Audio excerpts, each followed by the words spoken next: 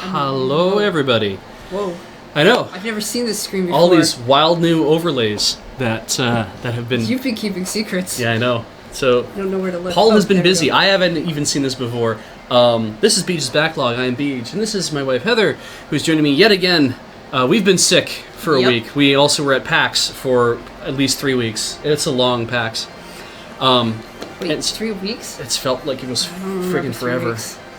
But yeah, I'm super happy to see all of you guys in here again. And this is just mostly the warm-up while I try to make sense of how everything's supposed to be laid out. Because this is a different layout, obviously, and XSplit's a new version, and there's like all these other things, and so I'm just going to try clicking on that. Hey, look, you did it. Got there. Good job. I should have been more cautious about what I was doing. I'll just push this button. Oh, hey, it worked good. Like it said console 4x3, and I'm like, that is exactly what I'm playing, is a 4x3 console game. So. Oh no, Beej caught a special form of PAX box. Oh yeah, I probably won, because Monday rolls around and we're all feeling a little bit like oogie, because it's like, oh yeah, and I was doing my best to keep my hands clean, trying not to shake hands with people, fist bumping, whatever else. We're trying not to touch stuff. Of course, we're playing Werewolf every night until like 1:30 in the morning, and we're trading cards and stuff, and I'm eating out of a bag of chips that other people are. I almost won as a werewolf. Just so close. Just had to kill one more person. Wait, didn't I do that? I can't tell now. They're all the same. I think you won a couple rounds as a werewolf. I did win. Yeah. I'm a good werewolf. But then there's a couple rounds where I knew immediately you were a werewolf, because I was like, I just have a feeling that you were, because you are such a good actor. Well, at the table you were a great actor, because I'm like, she's giving off no indication she's a werewolf. She's a goddamn werewolf. Wait, my lack of evidence is your evidence? That's how. This is not how Phoenix Wright works. That's how shit works on the internet. No. So anyway, that's the last I'm gonna say about that for this session. Oh, you forgot to change this as a game. Yeah, this is a game. Paul warned you. All right, that's okay. I can fix that. I really wanted Somehow. To win as being a werewolf with Corey, because I thought it would be awesome.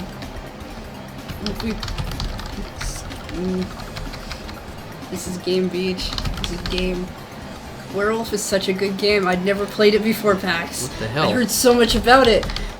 And now I just really like being a werewolf. It's much better. There we go. The seer's fun too, but not as fun. Nobody believes me when I'm a seer. I'll just decide I'm a werewolf at that point. No, yeah, I only got to play Seer like a couple of times, but so anyway, save file's been loaded. We can come into this. We are going after our 6th star. Yeah. There was a couple things I noticed in the chat. It's like, oh, the Wii probably fried again. To be fair, the Wii has never not worked. It is doing its job. It is acting. Oh right, we're still doing this. We're in the second half of this. Train time. Yeah. So, oh yeah. Oh, by the way, Sailor Goom. Her alter ego of Goombella, but then she's when she transforms with the power of the moon, she becomes Sailor Goom. Many thanks to, I believe it was Featherweight who did this for us. Yes, as this just is a one-off. Many weeks ago. Awesome piece of stuff ever, because it combines two things I really love: Sailor Moon and Goombas. Yeah. So the Wii never is awful or fried. The only problem that we have is XSplit being able to, and it's really not XSplit's fault, it's probably more the Blackmagic Infinity card we're using, having this issue where if you change back and forth enough times from an HD to SD, and then you go from 480p SD to NTSC and then back to NTSC progressive to try to, because they'd have to do a few different handshaking things, because the Wii starts up in 480p, and then when it goes into GameCube mode, it immediately goes to 480i, because that's, fails down. But then I want to come back to 480p, and because this is a progressive game, and the Wii knows that, because it's sending everything in over component cables anyway, it immediately tries to change this back, and we've had these problems in the past before. So there's such a big juggling act to be done, but it is now getting, I think, a bit better. The problem is it does sometimes require a complete reboot of the computer because some stuff gets screwed up. Paul was also in here finishing a couple things based on the last stream, I guess, and he was also he's like, I might as well just go ahead and start setting up Beej's stream, so I was like, I don't want to get involved, I'll just let him do that, so. Paul knows that he's just going to have to come back and help you. Yeah, so he's good like that. Yeah, Esper Child, the idea of getting a splitter that upscales, obviously it's a lot of money then, like because we'd have to invest in like a full-on probably AV receiver that does that kind of thing, because that would be cheaper than buying like a box that just does AV upscaling. The other option I was thinking about is getting one of the. Oh, I got an email. Perfect. Thing I was thinking about getting is one of those $30 HDMI dongles that you can plug directly into the back of your Wii that will, by setting a dip switch, would send it through as 720p or 1080p. Basically, I just think alters the EDID signal to do that. How's your mustache? A patch. Right? And just here's a picture. I'm hanging out on the island. I'm on island. I have an eye patch. I'm a bomb. I could go off at any moment. Maybe. So I talk a lot. He does. This is part of Beej. What are we doing in this? This is part 2, right? It's been 2 weeks since I played this. Didn't you you fixed the bridge so the train can go now, right? Yeah, that was what we did last. We are moving, so.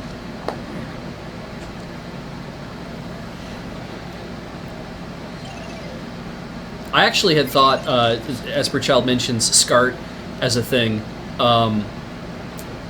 I was actually looking into getting, finding a way to mod some of my old consoles to output RGB, which would probably require that I need SCART to use the proper RGB cables, and then have to go from taking the feed off of that and then plugging it into a monitor or something that can support all that. And I was like, wow, this is a lot of money and investment just to do this. And I'm like, yeah, it's not worth it. It's almost better to just play a game back on an emulator. I want to clarify that's not the tech talk that's driving me to sleep. It's the fact that I've heard the Splitter story about 20 times now. Maybe. I don't really know the exact number. It's been a lot. SCART. He's talked about that idea a lot. Yeah. And that it's expensive. Oh no, RGB, not composite or component, like strictly like red, green, blue, because component is YPBPR, which is not the same, and RGB output from like a Super Nintendo, which if you have like one of the earlier Super Nintendos, apparently they can be modified. Like BNC outputs is a way to do that. You can modify early Super Nintendos to actually output. You guys are all good? Yeah. Yeah. Looks like everything's playing. Thanks, Paul. Thanks, Paul. You can modify the earlier Super Nintendos because all of them are kind of from the same thing, and you can mod it so that you can get RGB output over the AV out that's on the back of the Super Nintendo. I thought it was awesome when we're dropping a lot of frames? Yeah, apparently, like hot. All right. I don't know what that means. All right. It's a bad thing. I know that. Okay. Let's go get Paul. All right. I would get up, except I have things all over my body. So, also, I've been ill. Heather was ill too. We talked about a bit of that, how it packs me. I just kind of got. You're open, but you're. But why can't I steal all your stuff? So.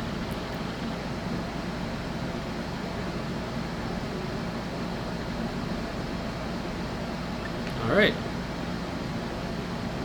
And I was actually also looking to do, and I'm not a fan of Sega stuff by any way, shape, or form, because I grew up during the initial console wars and chose my side.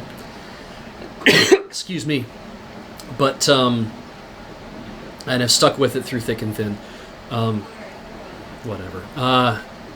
Anyway, it was certainly a, I did want to see whether we could find a way to output a better quality Sega CD for Desert Bus, which is why I got looking into this in the first place and discovered that I could not only do this RGB nonsense, like as I was thinking about getting hi. I have an update. Okay. Paul has left. Hooray! Also, yeah. The dropping frames is probably Paul's fault because he's uploading a thing that is almost done, and Graham wished it specifically pointed out that Paul did that. Okay. So this will be over shortly. That's fine. We will work that stuff out. It doesn't matter anyway because I'm because the amount that I talk I don't think anyone really cares. People just tune in to hear the dulcet tones of your scratchy, exactly. almost well voice. But I was thinking, so I was also thinking about getting like a, because we heard from a guy locally, like down the street from us, who runs a used video game shop. Somebody came in with a JVC XI, which is the, it's like the turbo duo of Sega CDs. Essentially, it's like you have your Genesis and your Sega CD all in one unit, and we thought, man, that might actually be a really good idea. We're going to have these drop frames for a little bit, so maybe I'll just not... It was really close to being done, so it might be okay now. Yeah, we'll see if it all picks up, but... yeah, where the hell was I in that story? Oh yeah, so he sold his XI on for $200, and I thought, I should see if I can find this, because if we can get like an S-video input, or if we can kind of get it up to like something else... And then I started discovering like the Pioneer Laser Active, which you could play Sega CD games on as long as you had the Sega Genesis insert. Done. There we go, we're back. Hopefully that fixes everything. And it got like super crazy. And yeah, I looked at the CDX. I think was the one where it all came together as one thing. I have not seen anybody on this other than the guy who's sleeping. Maybe you need to get off the train. The train Maybe is you need moving. to get off the moving train. All right. Jump for it. All right, let's go back to the front of the train again. Maybe. So somebody literally saed go left, and I was like, I should just go left. No. I can't believe I bought that. Don't Holy go for that shit! advice. I must still be sick. Well, you know what they say. Always listen to the chat, never listen to the chat. Mercano 82, Desert Bus and an emulator has been talked about. And when it comes down to it, that will be what happens. Is it will almost assuredly be put on an emulator. But as long as we can get Sega CDs, which will happen for a long, long time, that's what we're going to keep doing. But I found out that the Genesis apparently has an RGB mod you can do to it, so you could get RGB out of it. And I was like, man, if we could do that, we could send like a really nice quality output with like nice sound and everything. And then because the bus. Of the bus, which I mean, it looks like garbage, but it would be like if you play if you look at some of the pictures of like an original Nintendo game, like played on RF, or even played over the composite jacks that came out of the original NES, and then you look at what an RGB output for that same game is, it's night and day different. Like it's amazing. This is Megatech. You will have to go left soon. I mean, yeah, I'm gonna. I will you've run gone out all of the way right. You've got to. Ah. Yes. And a thing happens. Thank you, the Moose Tetrino. Yeah, Tetrino. The Moose Tetrino.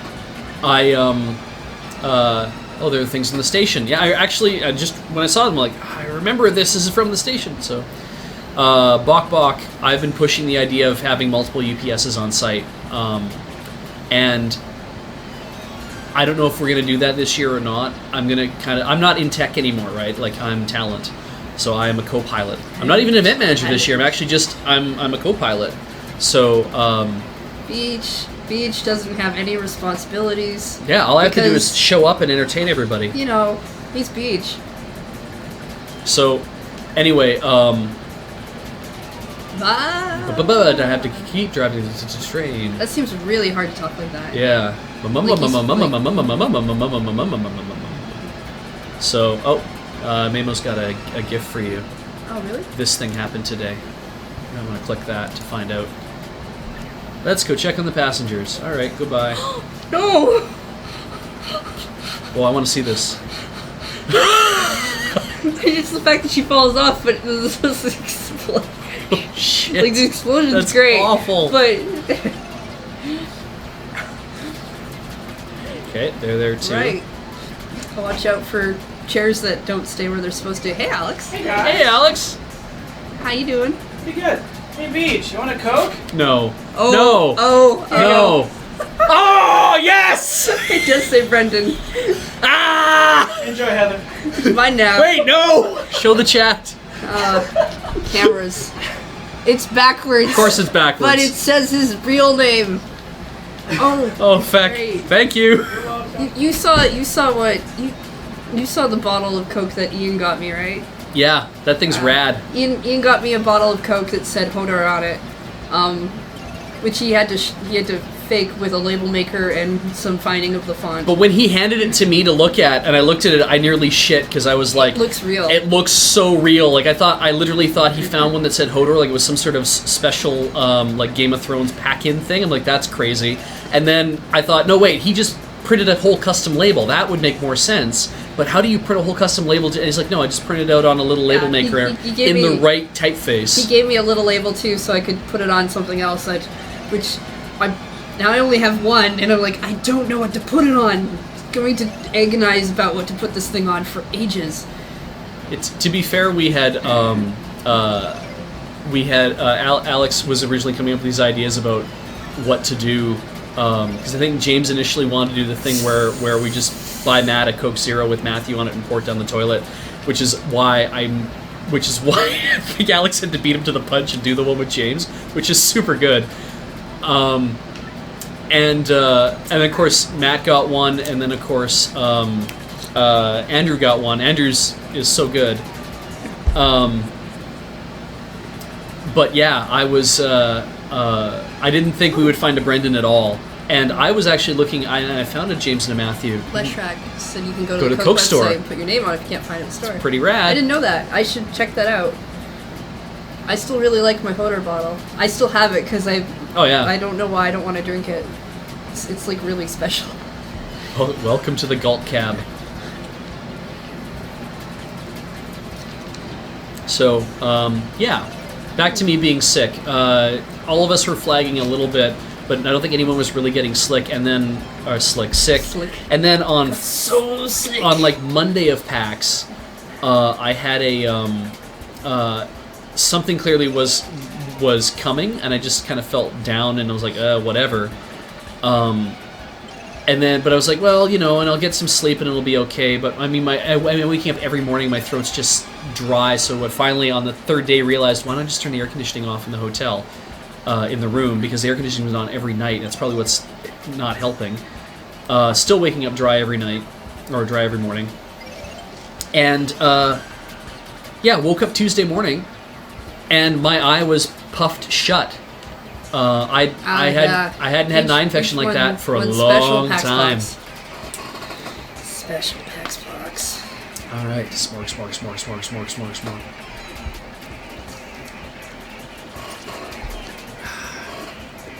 Also, here's a fun thing.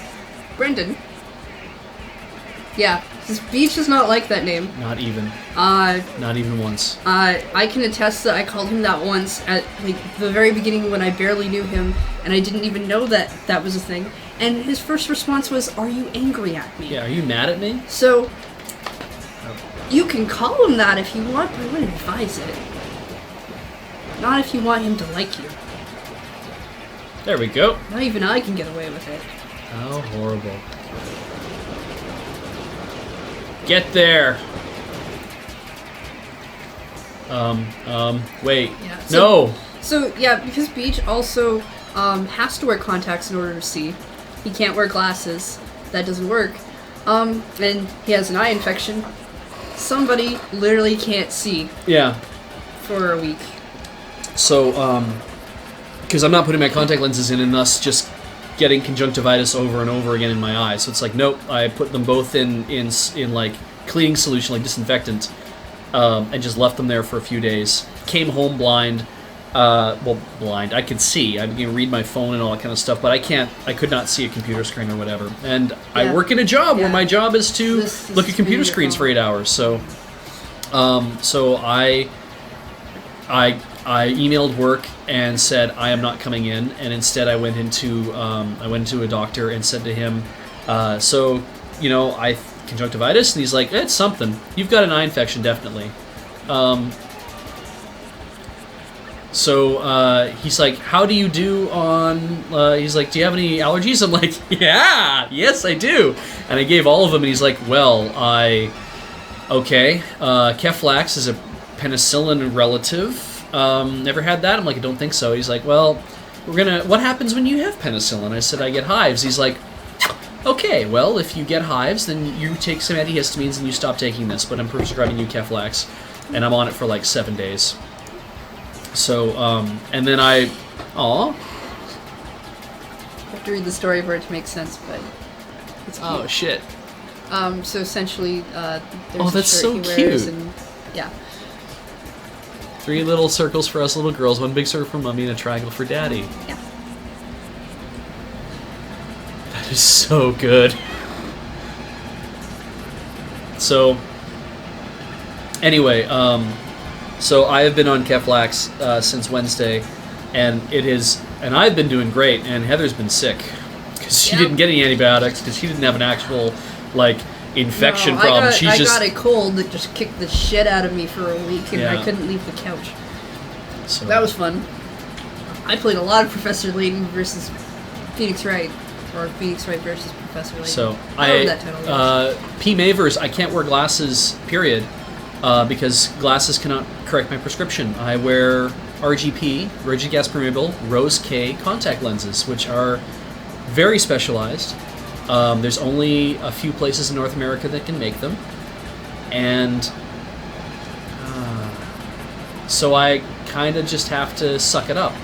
And I just these are brand new too, and then I went to PAX with them, and then it's like, oh great, I'm just... Yeah, I didn't want to get that in your new contacts. No, well, yeah, because I didn't want to have to I just got these brand new things, I don't want to have to spend a lot of time disinfecting and trying to get them out, so... Alright, let's see here. Oddly, you could still, because you had antibiotics and... I need a brand for my special eyes. You were at home, but you could do things. I was not so lucky. How much? My contact lenses are about $600, and they're good for 2 years. Pipe jump it. I'm gonna remember how to do this again. Is it? No, that's that. Hold down the A button. There we go. Okay. It's a jump, so it's that. Yeah, it's a twisty jump, right? Yeah. I cannot say for sure when Hatoful Boyfriend's going to happen. It's when Alex has time, and whether I will be there or not is up to that. But I'm sure it is mostly up to Alex. But I've also heard that Kathleen has expressed interest in playing it as well. It's such an interesting, weird thing. I think we all just want to see it for ourselves. Oh, sure. Whoa. You look like you have a problem. Yeah. I don't know if just hammering them is really gonna... Oh, no, it's doing it. Is it? I think so.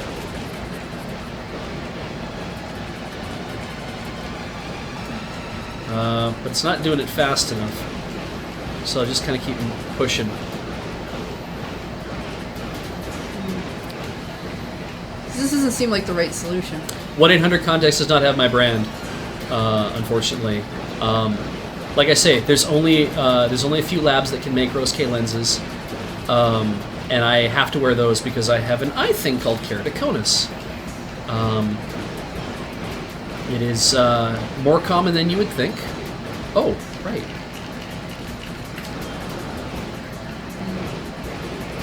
I mean, it's kind of cool that I can do this.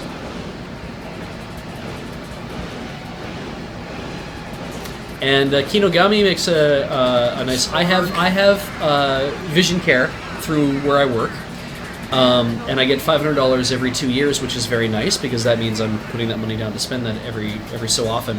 But because they are technically a medical necessity, my optometrist just filled out a thing for me. That's exactly what I was going to say. It looks like a tentacle monster. Oh my goodness. But made out of tribbles? Yeah, yeah. Huh. Does have the other passengers. Well, so clearly you have to fight it. Yeah. Train just keeps going. Well, I mean, it's not impeding the train, right? It's not like... Swarg. This looks so stupid. And so, yeah, my optometrist filled out a thing. Oh, that's good. I like that. My optometrist filled out a thing that allows, hopefully will allow me to actually get them covered by the government, get them covered by the medical services program here in BC, as opposed to just having to pay insurance on them. But that is up to Blue Cross to make that decision whether that's a thing that's going to happen or not. I'm gonna guess that I can use Goombella next round, but I wonder if I should just swap her in now to do it. Isn't she already there? Well, I mean, like, I'm wondering if I should get her, like swap positions. Oh. But I don't think it makes much of a difference. I think if I, okay, Smorg, Miasma, and Smorg. I probably just need to do, like, a standard of one of these. So that's good. Okay, so that worked. Let's tattle the Smorg. Does it count as the whole thing, or do you have to tattle the different colors? No, it totally counts, apparently. Excess. Smorg. Yeah, universal healthcare is not fully universal up here. You can get eye care and dental care in some cases, but they're usually emergency cases, and they have nothing to do with getting you glasses and nothing to do with giving you like proper dental care. It's more about if you lose a tooth, I think. But, sorry? People want more game audio? Well, someone does. Let's just see if we can give you a little bit more. It is good music. So.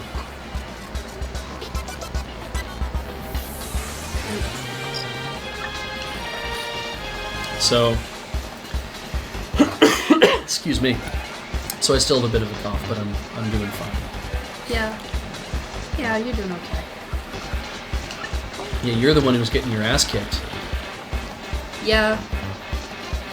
I was making miso soup for you. I got to play video games. That's true. I'm on chapter 9 now. I don't know what that means. Leighton versus Wright? Yeah. Yeah. I thought chapter 8 was going to be the last chapter, but like all Phoenix Wright games, they make me think I'm almost done, and then I'm not. Ugh. Chapter 9 might be the last chapter, but I feel like that would be false. Ah, timing.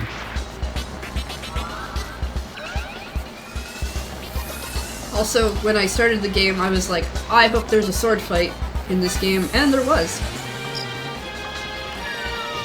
Oh, damn. So I was trying to see what that was because I couldn't make out where it was coming from. Okay, let's just... Well, we have to defeat the tentacles. Let's do that, and then I'll start using star power. I think that makes a lot of sense. Sarah, you wouldn't have to catch up on Leighton or the Phoenix Wright games to play this game. They're not really making reference to either of their franchises. I mean, they are in the sense that there's puzzles and there's courtrooms and things like that, but story-wise, it's not like you have to know everything that's gone on. Because I'm certainly really far behind on the Leighton games. I think I'm on the third one somewhere. Good. Somewhere. Pretty sure I'm on the third one. Whoop. Let's see, who can we... This sounds good.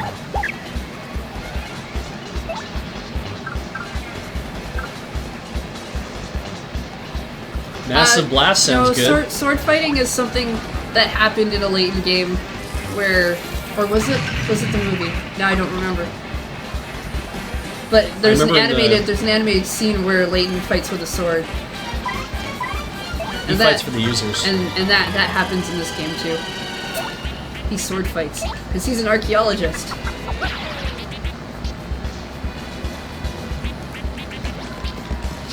Also, there's a puzzle associated with the sword fight this time. It's not really that much of a puzzle, but...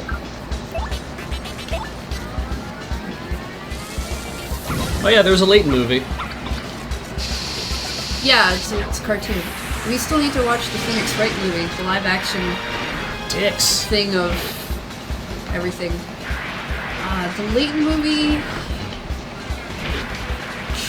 I think... it's supposed to be in between Game 3 and 4. Ugh.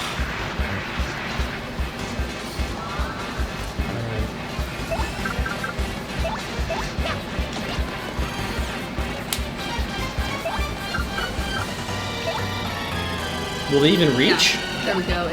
Magnatech says that he sword fighted in the second game. That would be why I remember it, because I'm on the third game.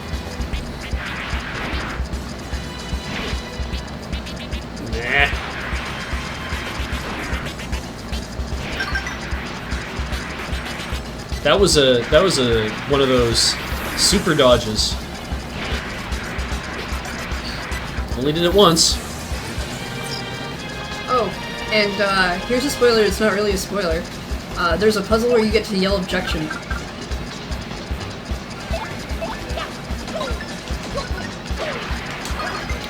So you can turn the puzzle on its head.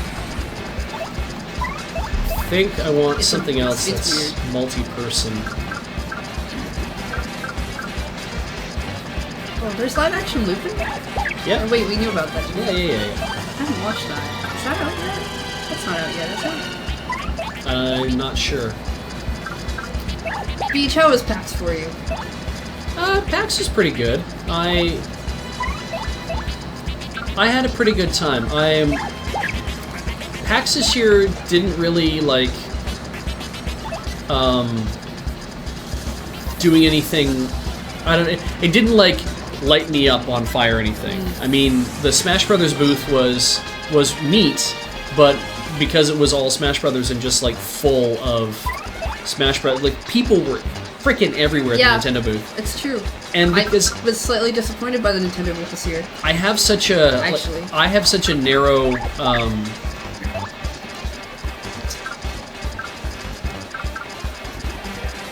This only works on one enemy though, doesn't it? Leshrac, there are tutorials, but I believe you can skip them, and they're fairly short. Alright, let's just bomb. That's not gonna work. I mean, I had fun at PAX. I felt like Nintendo wasn't that interesting, but I felt like it's because it was stuff I'd just seen so much of already. And the Smash Brothers booth was the game that they were pushing the hardest, was Smash Brothers. Which is fine, I just don't feel like it needs to be pushed that hard. Yeah, and then, so the lineups for, oh, that was good. Very handy. The lineups for, let's burn that star power. Sure, why not? The lineups for, anything else, like, I didn't stand in that many lines. No, but like Hyrule Warriors, right? Oh, like if I want to play Hyrule Warriors, I would have to stand in line for probably an hour and a half. Somebody like, yeah, that was awful. I mean, they had a lot of monitors for that. So I'm not so sure. Well, when I got in the end of the line on like Saturday or Sunday, I asked the woman there, and she's like, "It's normally about an hour and a half wait," and I'm like, "I have to be somewhere in an hour, so I'm gonna just leave." Yeah. Well, the demo's quite long from what I get. And I slept in a lot. Like I slept until like noon every day, and it's a hammer. Oh god, if they had Yoshi's Epic Yarn at PAX, that would have been fantastic. It would have been the first thing I stood in line for. That was not there. But, I did get to play, I got to play Gunvolt in line waiting to play Captain Toad, because they had small lines, and Captain Toad was fun, and Gunvolt was kind of fun too, and I was like, that's not so bad. And I looked around a lot of other things, but I played very few games because I was on panels and also had to go get food, and so you would go get food and you would come back and you walk around for a bit and you go look at things and you'd be like, okay, this is all very well and good, but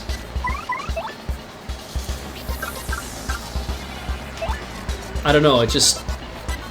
Yeah, and I didn't play Bayonetta 2 either. I didn't want to stand in line to wait for that. There's like just a lot of things I was like, I'm not sure if I want to actually stand and wait in line because I don't know if I have the time to deal with it.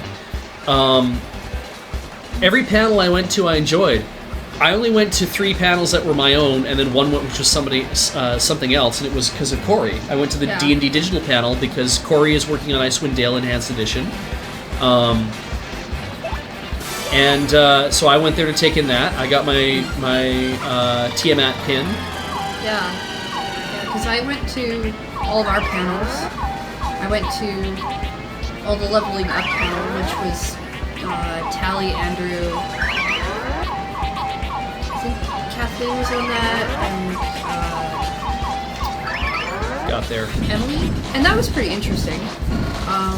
The only other panel I went to besides our own was like that panel on sexism, and it was okay, but it wasn't anything new or groundbreaking.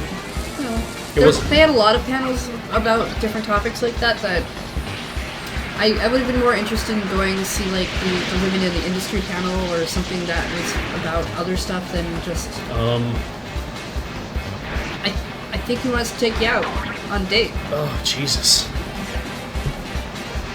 that seemed awful. Okay. But I was busy playing games, so my goal for this year wasn't actually to go watch panels. It was to go and play as many games as I could, because I backed away from doing that so many other times. Oh, that'd have been sweet. Oh well. I got to play a game where I was a dragon, and I burnt down villagers. I went back and I played it again so I could get fire, because I didn't do so well. That did look like a really cool game. It was fun. I can't remember what it's called offhand. I have the card for it, but... I actually really want to play Bayonetta 2 now, and I wasn't interested in the original Bayonetta at all because I really felt like it was kind of a... I'm like, oh, so she wears all of her hair, because that's what makes her suit. But then as she attacks, all her hair comes off of her, and it makes her almost nude, and it's very... And I was like, I can't really... I don't really... and then... but then everyone's talking about Bayonetta 2, how she has close-cropped hair now, and she has that whole librarian look going on, which I'm kind of like, that's attractive. I do like that, so that's cool, but I'm also like, is this still going to be one of these things where it's all played up for sexy whatever, and I started reading some articles about it, and was like, actually, people seem pretty keen on it, and I'm like, well, maybe I'll give it a shot and see if I like the gameplay. Maybe I'll even try playing the first one, and it might just be that I put down a thing because I'm like, I don't think this is the kind of game I'm going to sit down and want to enjoy, because I feel like it's going to be trying to pander to me when I don't want to be pandered to. But, I'm trying to remember what the Dragon's game was called. So, Dragon's Spirit? Dragon's... Flavor? I have a card for it. It was an indie game, it's a side-scroller. Maybe it was Dragon... You start off as the dragon egg, and you have to hatch out of it, and you're a baby dragon, and you can glide a little bit, but you can't glide a lot, because you don't have, like, a lot of wingspan yet, and then... Eventually you get to be a little bit bigger so you can glide further, and then if you can defeat this one enemy by eating him, it's a deer, you get to breathe fire. And then I came across a village after I had fire powers, and they were attacking me, so I burnt down the village. It seemed like a thing to do. I don't know. I wasn't sure if I was supposed to do that or not. They attacked me. It seemed like a thing to do. I don't think they liked me being a dragon. It wasn't Dragon Quest, no. No. That was. I've played Dragon Quest. I enjoyed that. That was at PAX because they were showing off the iPad version. Yes, which I was kind of like. I already played Dragon Quest 4 on the 3DS. I can't remember if I finished it or not. I'm pretty sure I did, and really enjoyed it. Then I think Heather, you shared with me Dragon Quest 8 or 9. Is it 9 is the one that you owned on 3DS? Yeah. 9. And I just kind of felt like that wasn't really my thing. Hang on, I had the chat up, but I wasn't actually listening. Yeah. What's the Bayonetta discussion? Oh, I just said that originally when it came out, I kind of felt like, I feel like I'm going to be pandered to if I was to play this. Like, it's going to be... That's not what the game is. Oh. Yeah, see? And I'm having people tell me that right now. It's like, Bayonetta's she's a kick-ass character. Okay. I really like her as a character. Yeah, because I was reading articles about like what Bayonetta 2 is going to be like, and I was like, oh, she's like actually her. I like really her like design in the second one actually. No, she's sweet. Yeah, so I thought I should give that a shot. I should really not have. Yeah, just I saw someone. Yeah, this one Irish Golem saying Bayonetta 1 was dripping with sexual innuendo and pandering. Innuendo, yes. Pandering, I disagree with. You see, having never played it, I can make no judgments. It's a part of her character, and that is who she is, and it's these are things that she is doing. These are not things that are being done to her. Yeah. Okay. And it's. I feel like you got to play the game. Okay. I can do that to understand what her character is about. All right. But it's very lighthearted and cheesy, but it's not. It's not as bad as I thought it was going to be. When exploitative. There you go. It's not exploitative. Yes. Okay, that's interesting. Cool. That's a hard line to ride. We have to play a video game for homework. Yeah. I was surprised, by the way, when I played it. Cool. It's also fun. Oh, good. go. It's good to know. I mean, I didn't know much about the game. I really liked the design I saw for her in 2, because that's what I saw. Yeah. For design. I mean, part of the. Also, I'm a fan of short I hairs. was reading a thing. There's a fight going on. Fight is maybe not the right thing, but it's kind of a feud, or it's a discussion or whatever, and it's Aaron Diaz got taken to task by I think by Mary Cagle or by some, and I really like I don't read any Mary Cagle stuff, but the things that I've seen of it, I really think she's cute. Great. It's Kiwi something is Kiwi Blitz. Blitz, yeah. And then I love Dresden Kodak, and so I kind of felt like, okay, I'm interested what Mary has to say about what Aaron's been doing, and then I saw somebody else write an open letter to Aaron Diaz, and I was reading about all what they had to say, and basically how they're saying that when you as a creator put your character, who is ostensibly supposed to be like a strong female character, three-dimensional, she has her own hopes and dreams and whatever, and then you also though make sexy pinups of her, and you say this is her owning her sexuality, this is something she'd be comfortable, she's in a position where she'd want to do this kind of thing, you also have to assume some responsibility for the fact that you're the one who's drawing this in the first place. You're the one drawing those poses and drawing those things. I'm like, that is a fair point. You have to, as a creator, you should be taking responsibility for it, and not just say, well, the character would do this. It's like, well, sure, the character would do this, but that's because it's also you make the character it to be.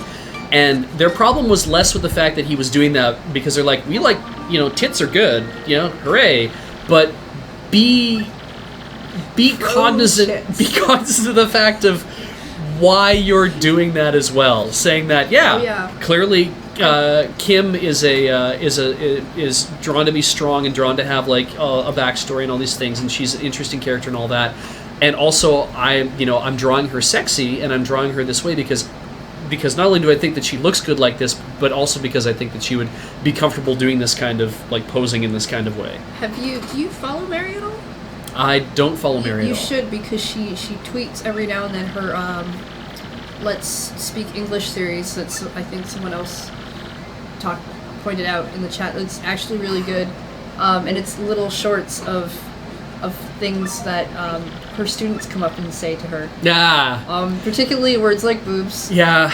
And things, and it's really cute. Yeah. No, it is cute. I'm sure it is, but it's kind of like cute. And she does Conan fan art, and I don't even watch Conan, but that's cute too. All right, it's true. She's just really cute. My understanding is Aaron got a bit of a bug up his ass about it, because it's like, you're calling me out for this thing, and I kind of feel like, well, it might be a fair assessment, but I don't know Aaron, and I don't know Mary, and I don't know really what's going on there, so yeah. It doesn't matter. Can we just get off the train, or do I have to? I don't know. Is the train still moving? Because if it's not moving feasibly, you can get off it. I'm paying attention to what you're doing. We're stopped. We're not moving, so I'm probably supposed to get off the train at this point. Yeah.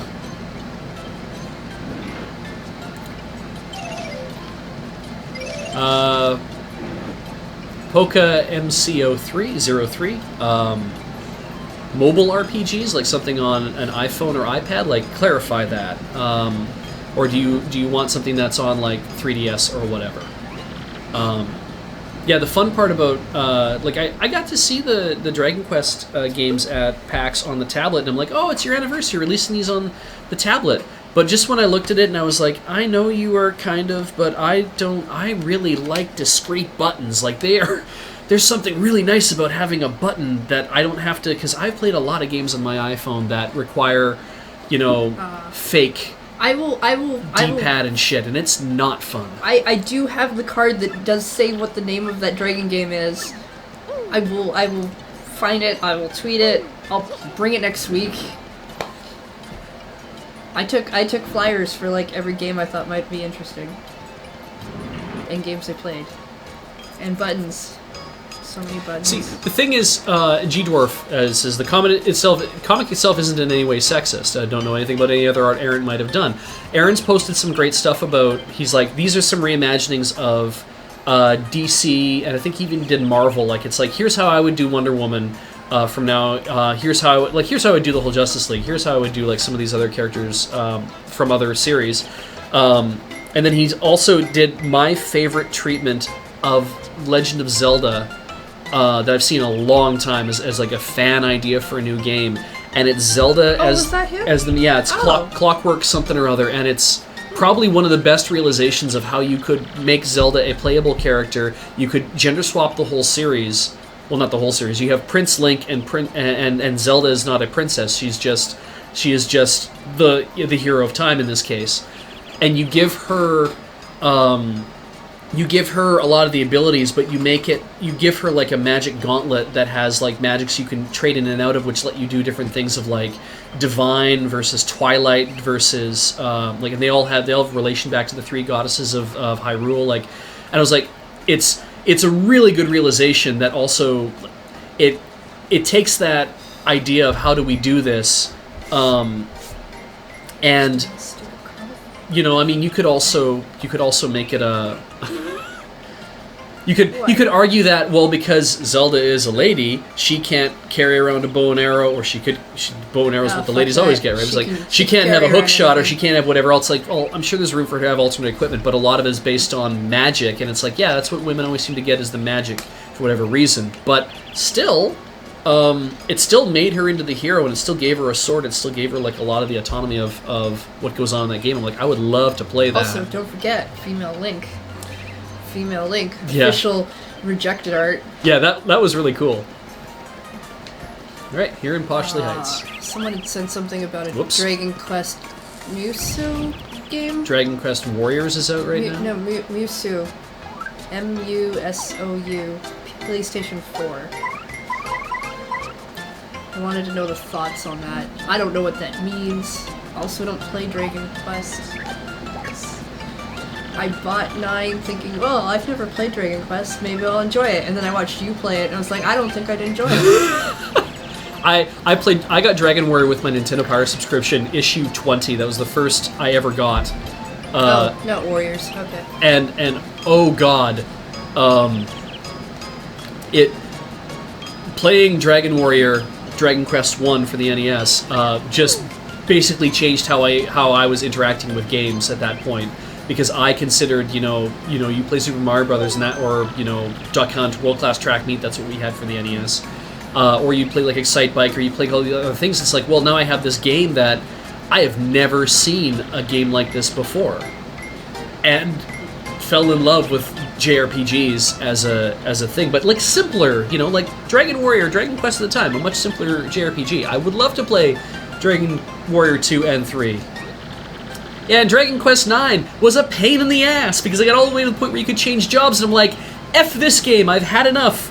I'm gonna hunt King Slime, Metal King Slimes for like the next 60 hours to get my levels up to a certain whatever so I can play the game some more. But Jesus Christ, like I must have hunt Metal King Slimes for frickin' ever. Yeah, Beej is not a fan of the it's why I love Zelda games more. The game where you have to constantly change job classes. And I can't say I'm totally in love with the idea, especially if I have to level up all the time. Which is hilarious since I really want to play Fantasy Life, and that's all about changing jobs all the time. But that comes out next month. Thank you, Haskow. We did enjoy PAX. I had a hell of a time. Because I guess I should actually get into the things that I did at PAX. What did you actually like about PAX, Beej? Well, what did you have fun doing? I had fun working because I had to work the booth, the lure booth. It's the first time I actually had to work, was assigned to work the lure booth. You did it too. We had a schedule this year. Yeah, it was great. Everyone was technically, I only blew off my thing once because I slept through my entire shift, and I felt really bad about it too. Ian took over for you. That was good of him. He didn't tell me that, but that's really good of him. Didn't I tell you that? No, nobody told me that he took over from me. Really? I can't walk in the goddamn pool? Beej, can't go swimming. You don't have the right badge yet. Alright, anyway. But thanks for trying without me provoking you. It's a pool! Anyway. I should go through the other thing, but... Oh, you can't? You can go sideways in that house. Maybe I should go back in that house and pay a little more attention to playing the game. Whoops. Well... Yeah, you slept in. I didn't know your shift was that morning, because otherwise I probably would have woken you up before leaving the hotel. And then I showed up at the table, and people were like, "Where's Beej?" I'm like, "Sleeping? Probably. I don't know. I've been doing shit. He sleeps all the time. He never gets up early at conventions." And then I think, I'm pretty sure Ian took over for your shift. Which is very good. Ian or Alex, maybe. So I had a lot of fun working the table. When people come by, because it's very gratifying to have somebody say, "Can you please sign my playmat?" I'm like, "I don't even play Magic, dude. Are you sure you want me to ruin this for you?" And after that happened for the third time, I was like, "Yeah, I'll sign anything. God damn it! It's you guys want this? I'm gonna give it to you." Wording? Do you want me to ruin this for you? Yeah, I did. I literally said, I would say to people, "Do you want me to ruin this for you?" And they're like, "I don't." And it's more of like, it's not like they think I'm gonna scribble over it. It's like, no, just. And really, one guy, I should have just did like, "Okay, I'll sign your playmat," and just like fucking chisel tip, just signed it, bigger than everybody else. You would have wrecked the marker before you've managed to finish the signing. I would have got like, "Oh yes, this is where she lives." So, yeah. But anyway,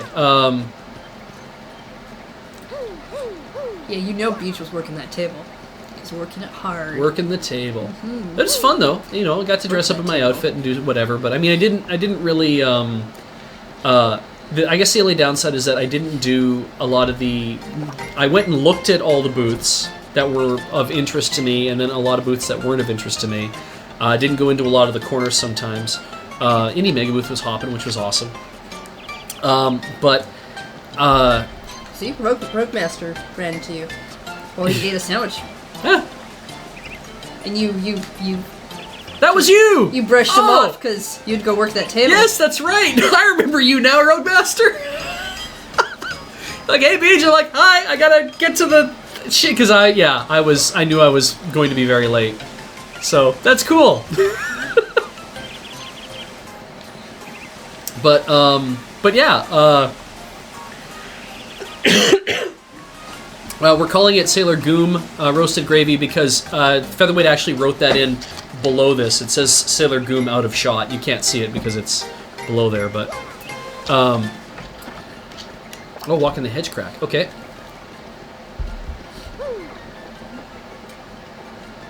I'm sure Chandler is on some sort of scavenger hunt. That's why he wants to be banned. I'm sure there is a mod in the chat who could totally do that for him. Yeah. Either that or this is going to be some sort of false flag doxing operation against me. I have no... What the fuck. So, anyway. I doubt that. If people really wanted to know anything about you, they just have to ask, and you probably tell them, because you're not... Pretty free and open, yeah. Yeah. And then we did the improv Saturday night. Improv was good. Which was super fun. I had a lot of fun doing it. My favorite part's actually the opening where they're like, "Yeah, so they gave us 2 hours, and I only asked for 1. But here we are for 2 hours. Let's do it." So we did it for 80, hour and a half, 85 minutes, something like roughly. that. Yeah. Almost an hour and a half. Yeah, it was funny because before it was good length, good compromise. Secrets. Before the show, we actually were like, "Holy shit! How are we gonna drag this out to like an hour and a half?" You should have switched to long form. And Ian and I have done nothing but 90-minute shows for pretty much our entire improv career, and we were just kind of like, how will we keep this under an hour and a half? Is what we were thinking, and then we saw the list of games. We're like, "Oh, okay, we're not going to do 17 games like we normally do when we do our shows. We're going because we do like much more rapid fire scenes sometimes." But I know the answer to Lancer's question. Your personal email account is Beej, and your password is butts. Yeah. Lol. Butts lol. Or maybe it's dick butt. Or for all you know, everyone, it could be dick butt. It's the word password with a 1 at the end. That's what you do, right? You just add a 1 to it. That's what you do. That's what I do. As you do. What's your SSN? I don't have one. We live in Canada where we don't have social security numbers. That is correct. Good job. And then so the next night we did the Lure panel where I got to share a piece of information that always tickles me, and I haven't made it this far enough in the game to find this out. But so I play actually at 7:18. I really have to use the washroom, so we're gonna put this on hold briefly. All right. And then we'll get back to telling my story, which is hardly that interesting. Later. But yeah, we'll put you guys in commercial break briefly. Please enjoy whatever it is these people are trying to sell you, and buy lots. I promise this time we go to mute. And we're back. Yay. Welcome to me. Hey. So, It's not all about you. yeah, well, that's you too. What was I starting to say before I left? You were talking about PAX and how...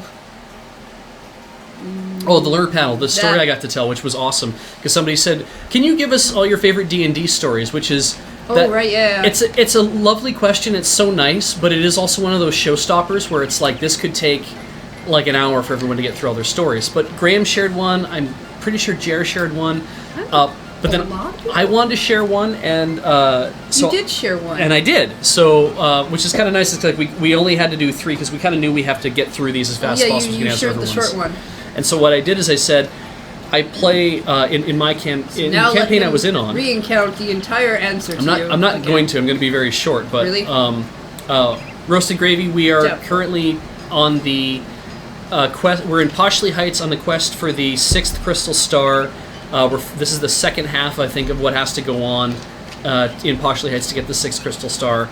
And there's all these smorgs.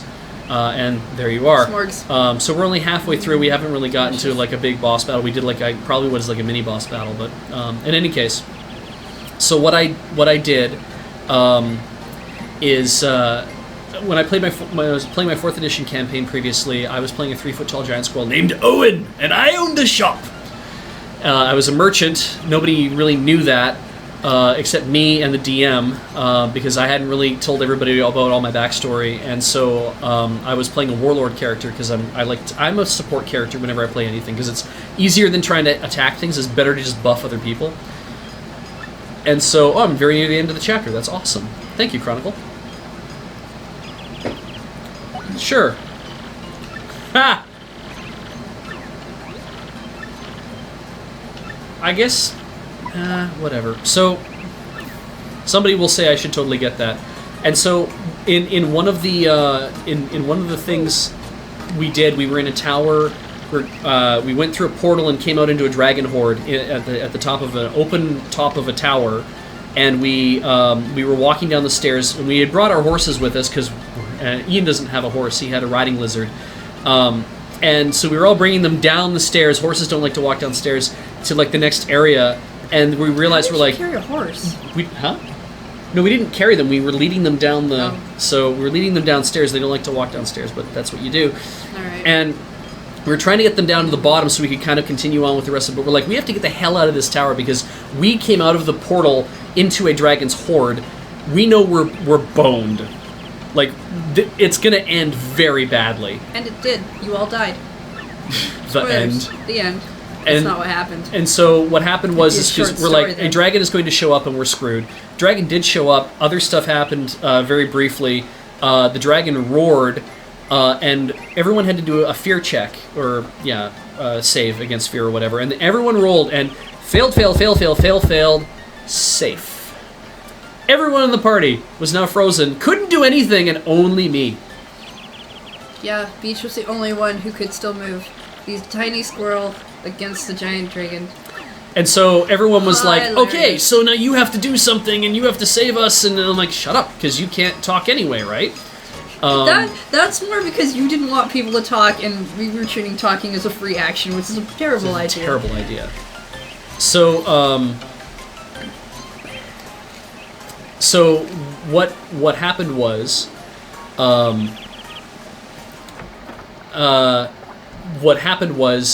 is I decided I would try diplomacy because dragons are intelligent creatures and you can talk to them, right? And so, well, because you'd lose otherwise. And so, really, and options were small. And Owen is doesn't really know fear. I've kind of came to learn about him as I was playing him as a character. Is it not in the sense that something happened to him in the forest. Something hit him in the head. And we're pretty sure that kind of caused him to have like a different outlook on things, and so he was just kind of very optimistic about stuff and very excited. And so I decided to try diplomacy with a green dragon who discovered us in the level below his horde, and I said, "Friend dragon, you do not need to fear us." And this small dwarf that launched a lance of faith at you. For you see, I have a shop. And everyone around the table went, what the fuck are you talking about? Yep. And again, I just ignored everybody, and I'm like, I would like to trade with you, and of course the whole table just is alternate laughing and head desking. Because they can't do anything. And so Brian, our your story DM, now. said he rolled, like he says roll for it, so he says okay, 18. He's like, and what's your modifier? I said, I trained diplomacy, I've got 13 in it, so now we're at 28, and he's like... Beej put all his points in diplomacy and not in much else. So he's like, keep talking. It's like, few, in fact, none have ever made this offer, tell me more. And I said, I would like... we will trade. I will give you gold for all of, a lot of your not-so-shiny relics and stuff that you have up there. Basically, to see if we can find, some cool magical weapons that the dragon doesn't give a shit about. He really just would want more shiny gold and whatever. That's what you think. You don't know. And so Brian is like, no. You have to roll again now. So I did. Natural 20. And he's like... Fine, let's go downstairs and have a conversation about this. And so I talked us out of a big battle. Brian had been prepping for this battle with this dragon, and I talked us out of it. You guys did a lot of weird things in that game. So the second part of what I brought up at PAX, which was... Okay, yeah, you go after that girl at the desk, dude. That's not super weird at all. I don't want to know about your things. So what happened was... So what happened is Corey works for Beamdog Games. She does development for Baldur's Gate Enhanced Edition, Baldur's Gate 2 Enhanced Edition, and now Icewind Dale Enhanced Edition. And so I got to say, now, I said, Owen's a lot of fun, and in this whole party, Corey, who works for Beamdog, in making a new piece of called the Black Pits, which some of you guys, if you play Baldur's Gate, have seen, you have now all met our party because you will have run into us, and you get to interact with us. In fact, you get to kill them. You get to kill us, in fact. You will meet Owen and Crankor and Cyril and Sam John and everybody, Will the mage. You meet all of us in Baldur's Gate. We have a conversation. I will not be, because there are no models for a 3-foot-tall giant squirrel, but I would probably be a halfling and I will be a merchant in that game. And so Corey put us in the game, which was just, for me, is one of the coolest damn things to know that so, my D&D character... If you feel like killing Beej... It's in a D&D video game. Ian and a few of other friends that people you may never have heard of, you can do that. Yep. And apparently she have fun. She pretty much captured us. So you'll get the real personalities. I have a shop. Hang on a second. What does everybody look like? Oh yeah, you're mostly dead. Let's stay here. I need to start my copy of Enhanced Edition. So yeah, there was the Lure Panel. So Lure Panel is where I let that on, which was really fun to talk about. Corey didn't seem to mind that I brought it up, so I was like, that was Baldur's Gate 1, I don't feel like there's anything she could have done no, at that point, the audience. At that point. It would have been funny, because I kind of looked in the audience and she wasn't doing this, so I was like, okay, well, it's not really a secret, but... Beej. There's a secret that you already know the answer to. No one can tell who the fuck you're looking at when you're looking at people in the audience. Yeah, but if she was in like the second row, she would have been gesturing, I'm sure. I don't think she would have. But anyway. I think she would have told you after. That's fair. And she didn't, so... And she's like, it's fine. Therefore, she probably doesn't care. But I think you're making assumptions about things that don't really matter. And so, yeah.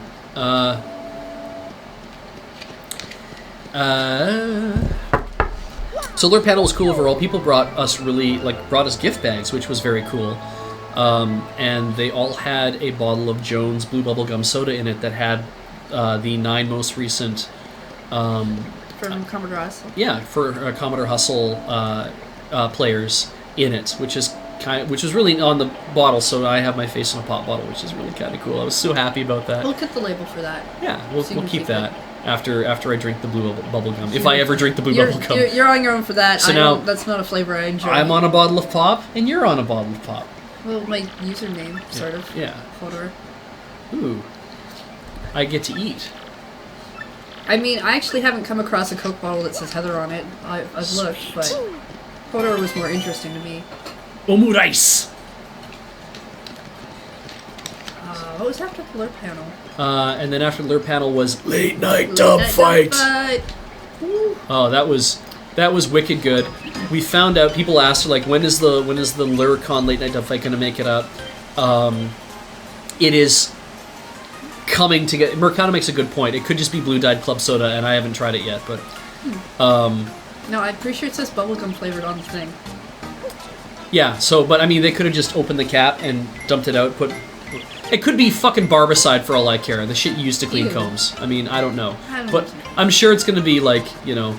It's going to be high quality. It could be half and half blue bubblegum soda and vodka for all I know. But I will drink it at some point.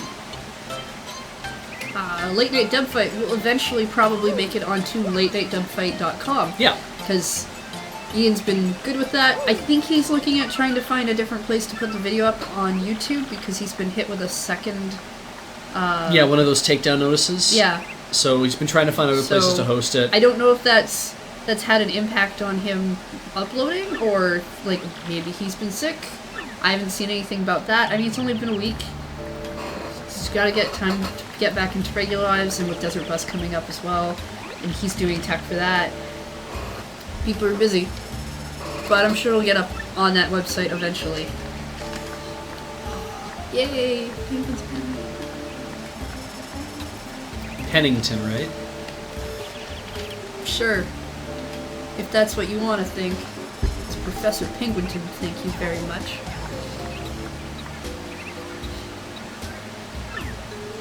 He's my second favorite character in this game. Real Gamer Cow, I think Vimeo was talked about too, and I'm not sure why Ian's not using it. I don't know if he has to have like a pro account or something, but yeah, so there's been a couple of...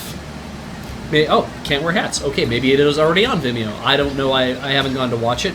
I'm generally in them, so I don't really go back and watch them. We don't... Well, I watch them sometimes when I'm bored. I've got lots of things to catch up on watching those since Late Night Dub Fight hasn't been really in my backlog.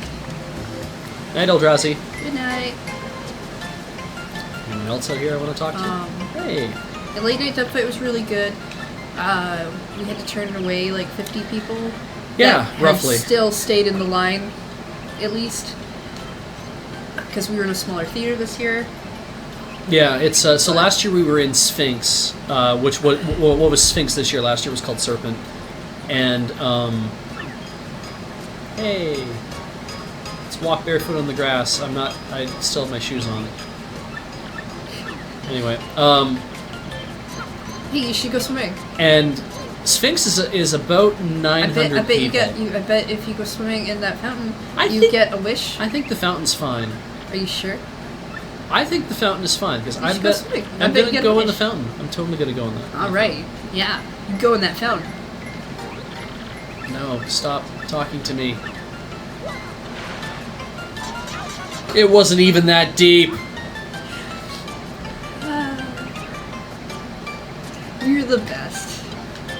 I really thought I could make it. Ooh, roasted gravy. That sounds awesome. I will get that badge, I think. Ooh.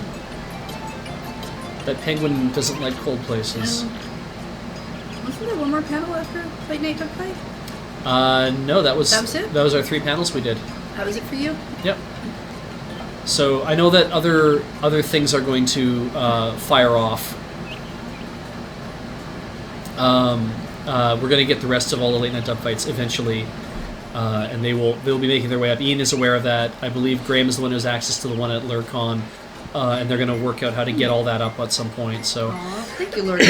and I think Look, Lord Host loves me. yeah, I saw that.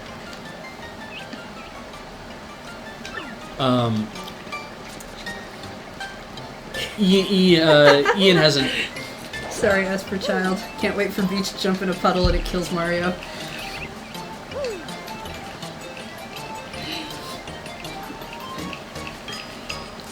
Boy, I promise. Hold A.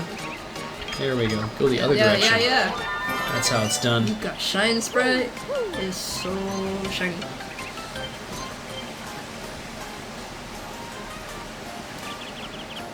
Yeah. So.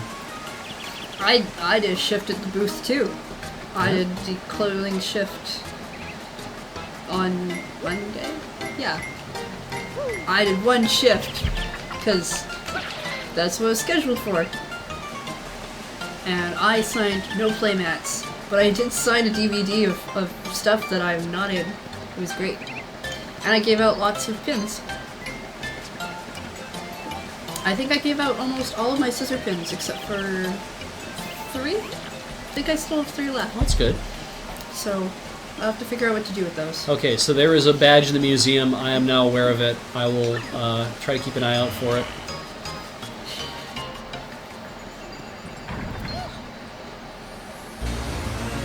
Oh! Oh no! You're too late! No! Bye! I can't do that thing you do. Aww. Ah. I was kind of hoping he'd try to go through the wall. I don't know why. I just kind of had hoped. Oh, Professor Penguinton's so cute. I think it's funny that that he thinks I'm Luigi and doesn't know what that big M on my hat is for. No, he understands that from that mustache and that physique that you were Luigi. Oh, okay. That's how he determined that what your name was, because during introductions he was like, I know who you are, you don't have to tell me who you are. I was very excited. The M, oh, okay, they stole a fake gem, that's cool. I'm super happy that he thinks he's Luigi. The, I partially wish he was. The M is I guess is because that's his job. He's a plumber. He's The P and the U, L and the U are silent. And when you spell them, they're silent because words don't talk. He's a macho man. He's a masochist. He's a misandrist. Mystery solver. He's not a misandrist. Trying to think of words and stuff. He's the murderer. That's why he's the his murderer. hat is red. Hooray! Blood. Now Luigi. Oh yeah, and Miss Fur must have I just realized what's going to happen is that when Luigi gets back and tells me a story about how he did this exact same thing, except it was like not on a train, it was on like a goddamn Zeppelin or something, that everyone called him Mario, and wait, does Luigi tell you things? He tells me about what he's currently doing, which is always based on the last chapter I was doing, or 2 chapters before, but it's always like slight changes to what I did. Oh, so they're taunting you with a Luigi game that doesn't exist. Yeah, that's but in the game. it's just exact. Yeah, Roasted Gravy's got it right. The M stands for My name is Luigi, not to be confused with Mario. Well done. All right. Dear Dr. Beej, just curious, have you signed my DB8 craft yet? It's something old-timey to not give away, but also... Oh, I'm pretty sure I did. Yeah. Go on if you've seen it. I'm pretty sure I did, Memo. Neat. Is this something you did on Saturday while I was being sick? No, it's something I think I did a few weeks ago. Oh. Neat. Cool. You have to tell me about that later. Huh, there's a star here. I wonder what happens if I do this. Gasp. Oh no! Pipes! In the ceiling? Why would they put those there? Alright. It's over here. I literally cannot... I can't even. I'm really into this idea that Luigi... Paper Luigi... Like, they could have brought that out in the Year of Luigi instead of the stupid Dr. Luigi ripoff thing they did, and it would have been awesome. I mean, I think they did some interesting promotional stuff with the Year of Luigi, but I think there was so much many better things they could have done that I would have been really happy about. New Super Luigi U is a cool that idea. Was okay. I thought that was pretty good. Okay, what is the? They had a guy in a Luigi outfit ride the L train. I thought that was pretty cool. There is no getting out of this. They did the whole parkour video. Parkour thing.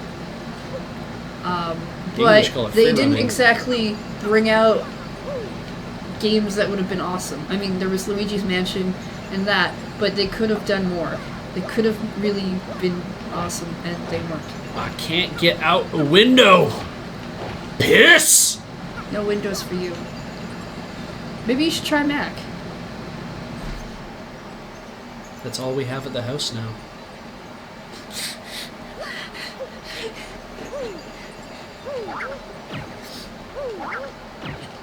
Beej, you need to go left.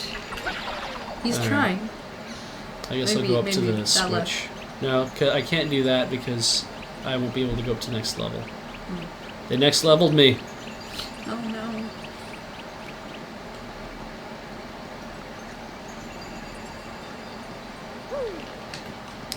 Yeah, I hope you guys got filled in. But yeah, we're getting super good.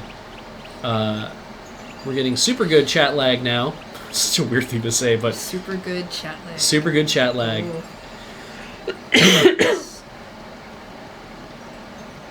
It's I believe we're on a beta of some sort.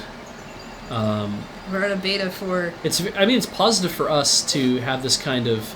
Oh wait, you mean super good as in our chat lag is not garbage? Yeah, 7 seconds or 9 seconds.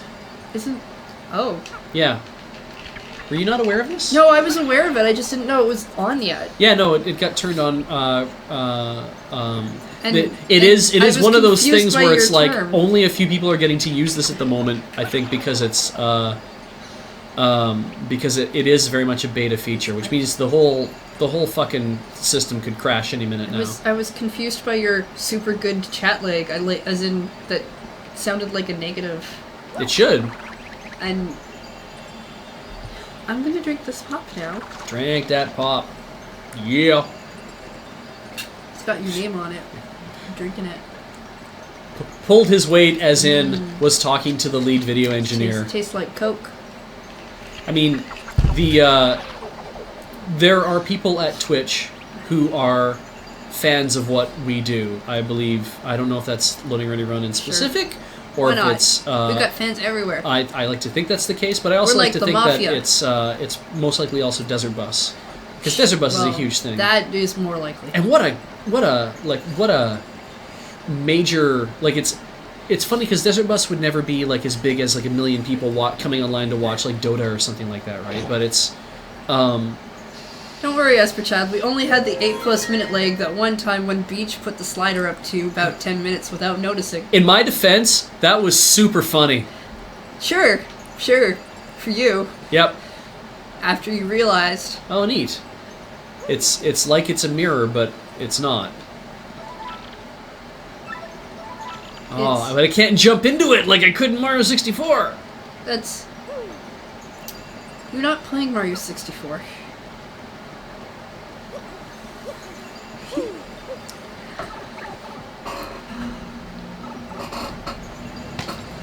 Yep, that happened.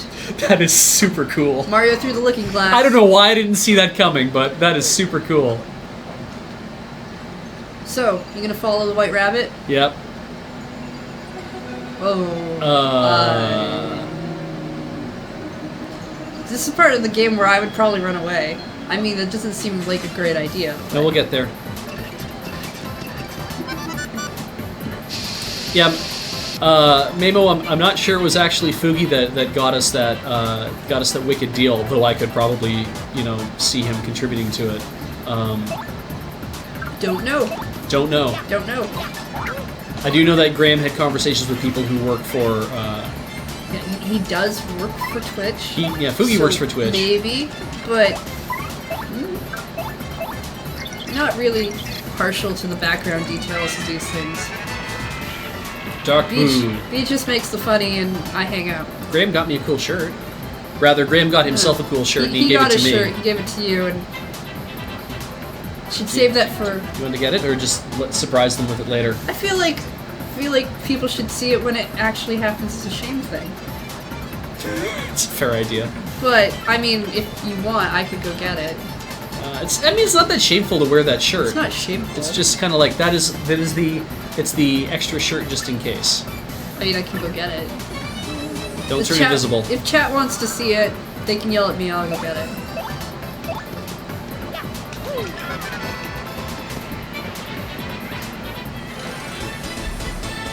Oh, I'm actually really glad Alex brought this Coke. Well, there was a, What? I am. This is the best Coke ever. This actually makes so much sense now. That this is the best way to screw me over on this. Is that This is so great. Look, as we drink this Coke. Mmm. See? This is delicious. Don't you want some? You can have some. Seems like it would be lovely. Want some? I need to get to that pole. Would you like some Coke right now? Yes, I would. Right now while the two ghosts are chasing you? Would you have some?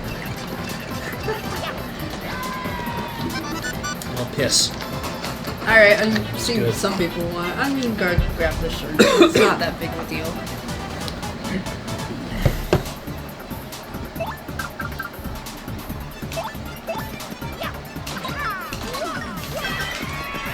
Alright. It's gonna be backwards too, because Yep, because we're backwards. we're backwards land here. So, yeah. Twitch. There's Twitch broadcaster. Broadcaster. And then on the back, it says PAX 2014 Twitch PAX Prime panel. Yep. Because that's where you had to be to get it. I'm not going to get the star, guys. I'm going to look for that badge. Also, the black on the white's pretty cool. Now I'm gonna go put the shirt This away. is a this Coke is a 500. It's a 591. $5.91. They keep playing with the sizes where like 500s are what you used to get, and then it was like $5.91 forever.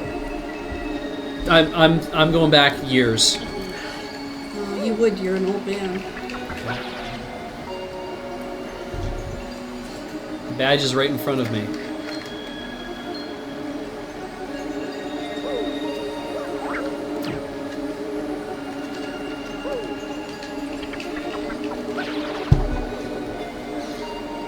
So, yeah, so we would have, what was it? There it is, way up there. That's cool. There would be like the 750s are a size. 750. Yeah. You can buy 1 liter bottles as well. 2 liters. I don't know from ounces at all. You Like can get 1.5 liters in some stuff, which is weird. I find it weird that in the States you guys have 3 liter bottles. Or have Wait, had what? they've had 3 liter bottles. Oof, that seems like overkill. Well, 2 liters seems like overkill to me. there's nothing for it but to put these on. Yeah! Yeah, actually, I have seen a couple of 600 milliliter things, but they are in the foreign food section when we get them. Ah. Yeah, I'm not good with ounces either. Yeah, we don't get 1 1/4 is not something that that we will have that I've seen anyway.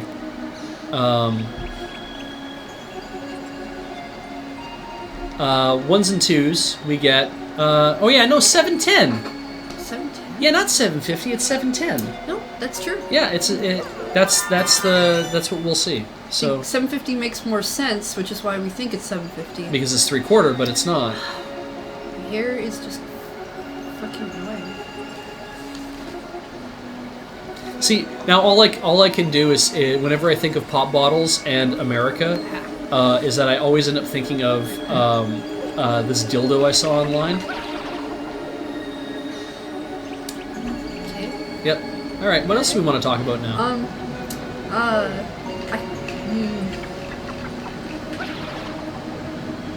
Oh, you got the badge that makes you look like Luigi. Yeah. This game is so much better now. I know, it's super cool. I can't wait to actually run into him wearing this. Does he react to that? I hope so. You should react to that. You could be doing...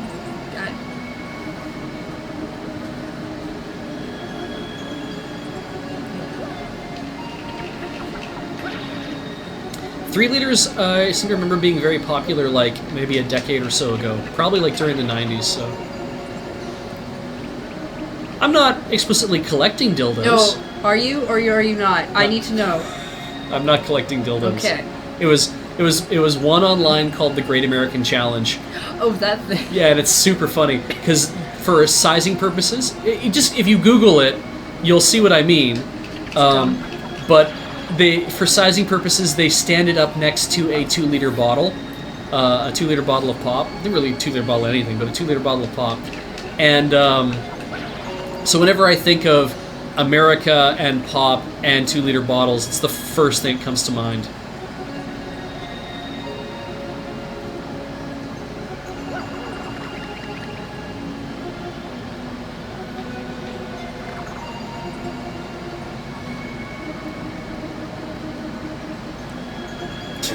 It's true, can't wear hats. This is not the first time we make it to dildos on this stream. I love it though. People come in and they're kind of like, oh man, is this really all he's gonna do? Is just play Mario, but just talk about random shit? And it's like, yeah, if you stick around, sometimes things like this happen. Sometimes he talks about dildos. Sometimes this shit falls out of my mouth, and then what happens? Like my wife makes a face and gets angry at me, or I don't doesn't always get angry at you. No, you actually never get angry at me. You kind of come to accept this. I don't think there's anything wrong with you talking about dildos. It's true. I don't think it's necessarily the first topic that should come out of your mouth. Showstopper. But I don't think there's anything wrong. You're an adult. I am an adult. You fucking talk about whatever you want. I need another adult. Chapter end. Heather is an enabler. I am not an enabler. Am I? Sure, fine. I'm an enabler. 5 pounds. Oh my god, Real Gamer Cow. I never looked at the dimensions before. 5 pounds. All your... Oh shit. Needs. Yeah, that was a showstopper. Oh my god. It's the kind of thing that I would want to have only so that I could put it on my mantelpiece as just an objet d'art. Just like, it's like, I want people to like, yeah, it's like, this is a thing, and it's, look at how crazy it is! Honestly, I've seen it occasionally where people are like, oh, I hope Heather knows that Beej is talking about whatever, and just like, Heather don't care what Beej is talking about. He does this shit all the time, when I'm there, even. Real Gamer's killing me. That there's a killing dildo.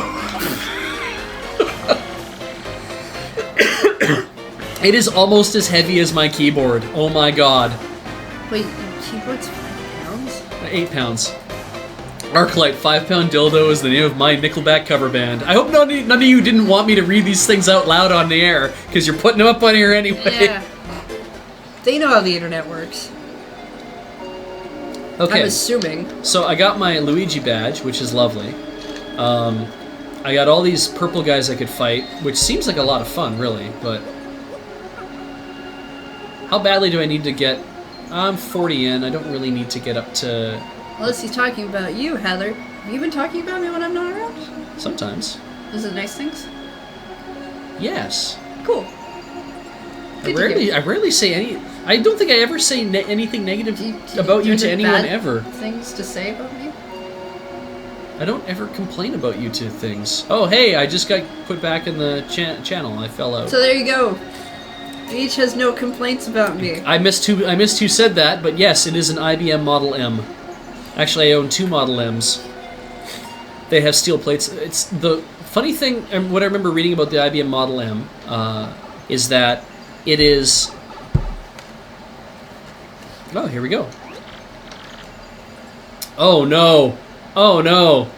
He straight dupliced me, didn't he? Feck. No! Don't tell me he's a villain! No. No. But, Talking to my brain. Just talking to my brain.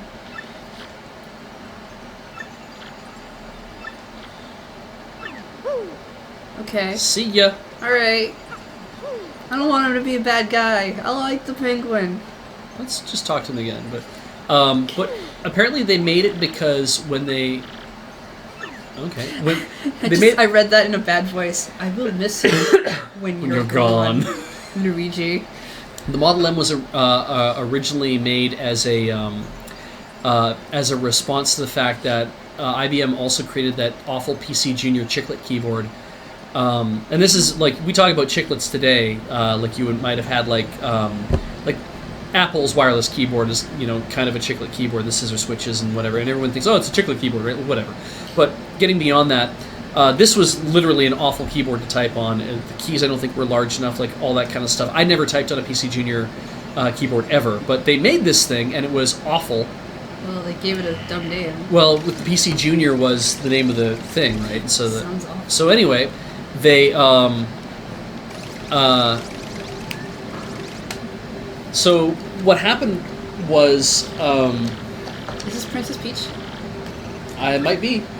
What happened was IBM, I think, didn't like being made fun of at all, and they said they got a bunch of their engineers together and said, "You will develop the best keyboard ever made.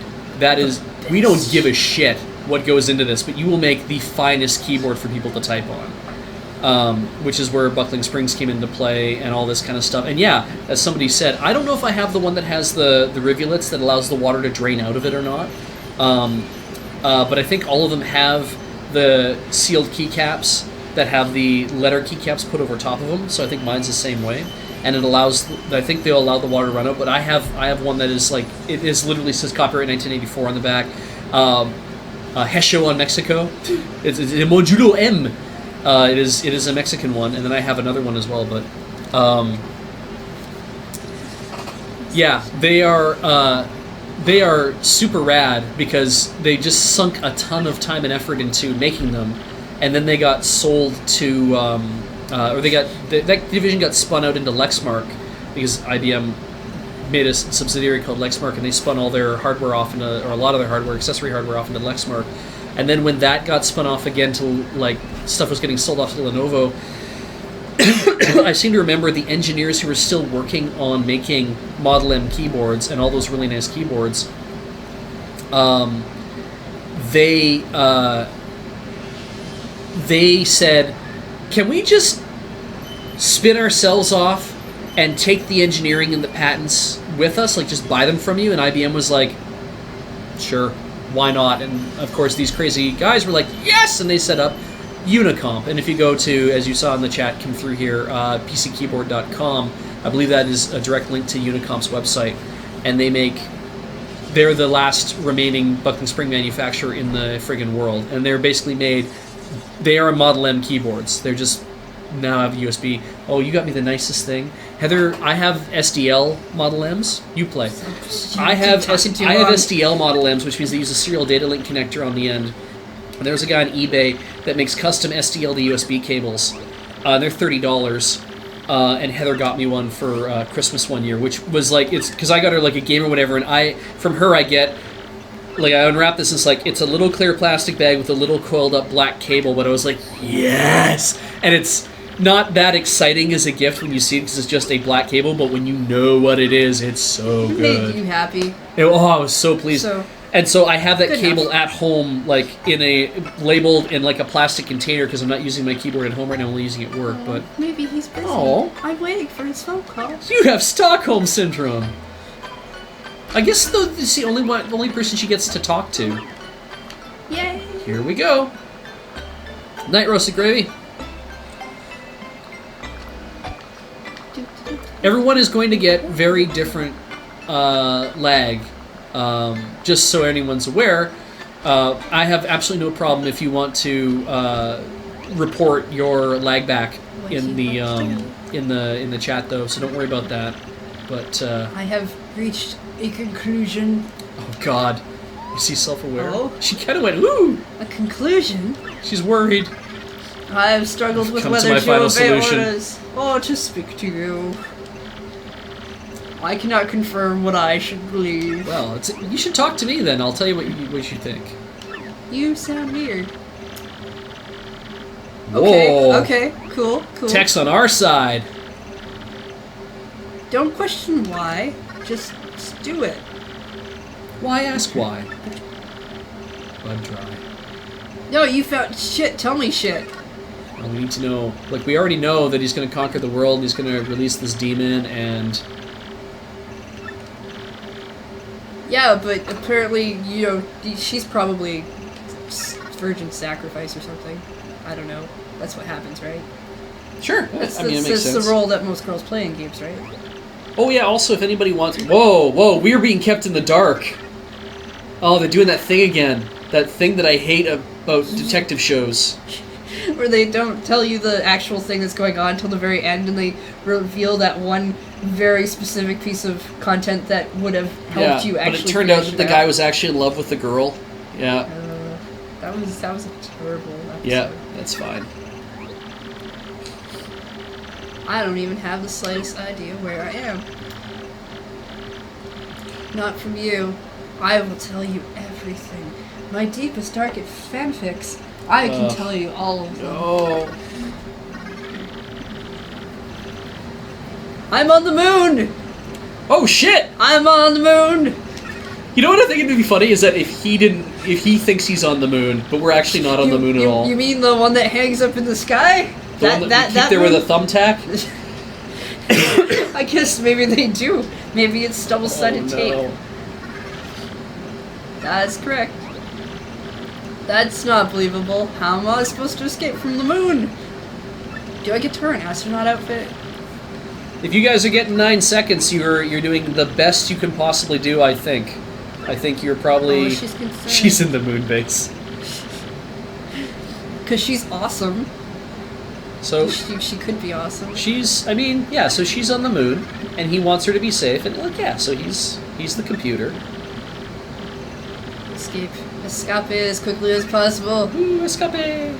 Tech is Lurbot. Please do not rename Lurbot to Tech. Please do not do that. Though if you want to add in some Bang Tech quotes to Lurbot, feel free to do that, just to fuck with everyone else. I have to tell Mario that I'm leaving the moon. I mean... I can't wait until he gets his email and be like, she's on the moon. Right. You! Dun dun dun. Man, he's huge. You miserable machine. We all know what you're up to, traitor.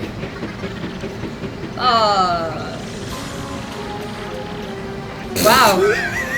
That's a good point. I wouldn't have thought either. You never had that moment where you thought friend computer was going to betray you? Since it ends friend here. Computer. I like saying friend computer. We have to play some Paranoia one of these days. I loved Paranoia. I was against the idea of playing Paranoia because of some of the people we were hanging out with at the time. Yes. But I am totally for it given some of the people we were hanging out with now. Yeah, because you don't have to fucking rules lawyer anything with some of the people we're hanging out with now. Because yeah. Gah, gah, gah, gah. Oh no. I'm assuming that means he's going to erase things. No. No! You don't have to cut the circuit. You can't delete the programs if you cut the circuit. I'd like that. You should cut the circuit first and then be like, This is how he makes Princess Peach disappear, isn't it? You just get rid of all the files and it's like she never existed. Then, yeah, she's just not here anymore. We don't have any record of her actually being captured, so... I don't know what you mean. She's not on the moon. She's never been on the moon. I am normal. There's no malfunction. It's like watching someone find out that their son is gay. No! In that awkward way on TV. How does Peach prevent this? I guess she doesn't. I did it 20 minutes ago. Oh, it got the mail sent. Princess Peach. My mind is fading, Peach.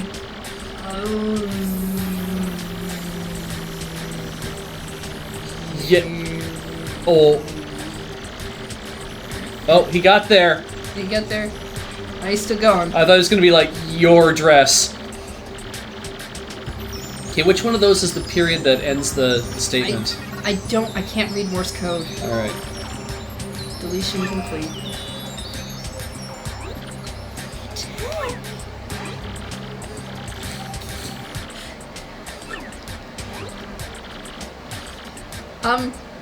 Well, okay.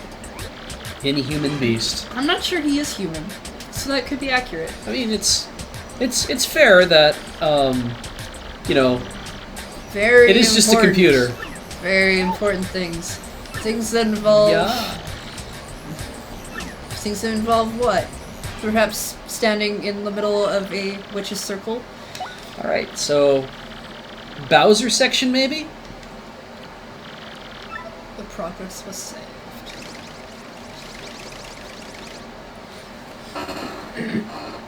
I like playing versus Beej. I That's wish your good. sections were longer. It was. There we go. Wow. I mean, Okay. everybody knows better. Little Goomba dude, run to the side, never in front of the falling tree. I can do that. I hope it's another swimming thing. By deleting tech, they accidentally deleted life support for the moon base. If you don't dude doesn't even have like. Yeah, he is worn I mean, out. he said he was the base computer, right? Like, Yeah. I don't know if deleting all of tech was really a good idea. Probably no, you're right, because he must That's- control a lot of He stuff. probably controls a lot more than just Yeah. files on Princess Peach. Plummeting slots. Sorry, he was controlling the environmental system, so we're gonna die if we don't get a new one. Yeah. Oh, suspicious underground chamber. Always good shit in this suspicious underground chamber. All right. I might feel a little bad for Tech if he wasn't creepy. He just doesn't know how to love. And he's creepy. He's kind of a little He's creepy. being a little. He's a little. Well, he's yeah. I mean, I think he was trying to find himself, and he was improving, but I don't know. I didn't get that emotionally attached to him. Maybe if his words had... There's Luigi. He's gonna be the one to save the princess. I actually literally thought it was me because I was reading the chat. I'm like, and then I walk in. Oh wait, no, I don't. Sweet. Da da da da da da. Oh. Ooh. You remember how to get through this level? It's been decades. He doesn't handle like you would expect him to.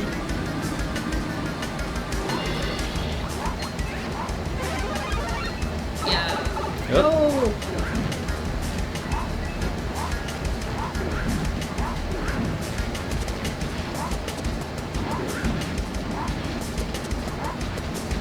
What if I want to go down? Well, maybe you should have played the game better. Oh, piss. I want that. Dun, dun, dun. Beej, I want that dearie. Death. So that was a death, wasn't it? Yep. And I have infinite lives, and we can be here all night. We could be. Oh, is that a promise? Oh shit. That's how you get down there. You wanted to know how you get down You there. can't jump on them when you're tiny. So, voiced by Wallace Shawn. Chat. Beej has literally promised if he can't finish this level that he's going to be here all night. That's what I heard.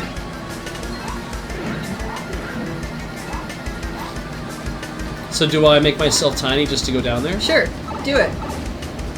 Now, got there. don't mess it up. Oh no. Death. Maybe you shouldn't. No. I'll do it. Okay. I think most of your deaths have taken place in the Oh, yeah. levels, haven't they? Well, he's a bitch to control. Like, Hey now. Yeah, that seemed like a dumb idea. I was like, why can't I bust through those blocks? Oh, right, you gotta be big I don't think to break you blocks. want to. Lava bad? Lava bad.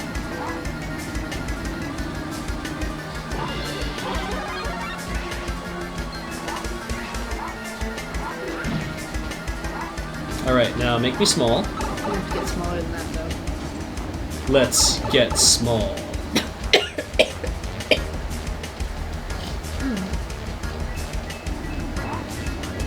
Just for some meaningless coins. What happens here?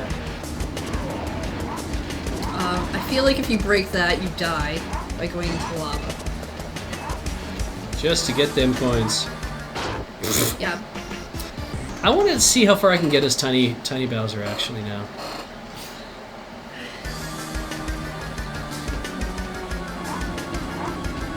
There aren't a lot of these segments in the game, and I'd like to have a little fun with them if I could. I'm not saying you shouldn't. I'm just informing the chat, that's what's about to happen. Oh. Piss! You're not buffering, you're just watching the same thing over and over.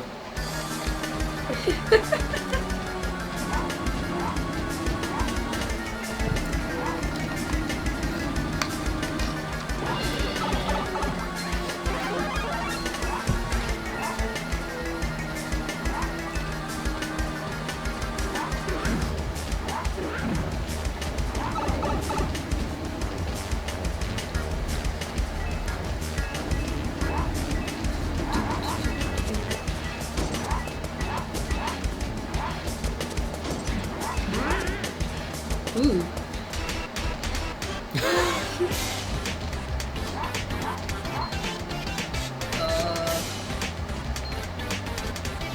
This is not going to end the way that I want it to.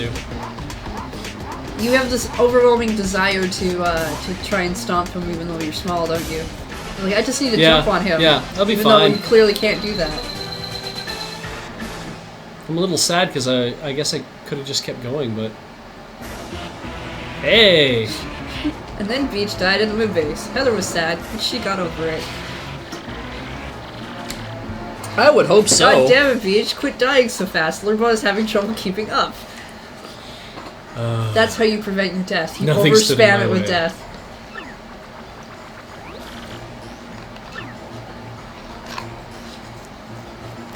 Sweet!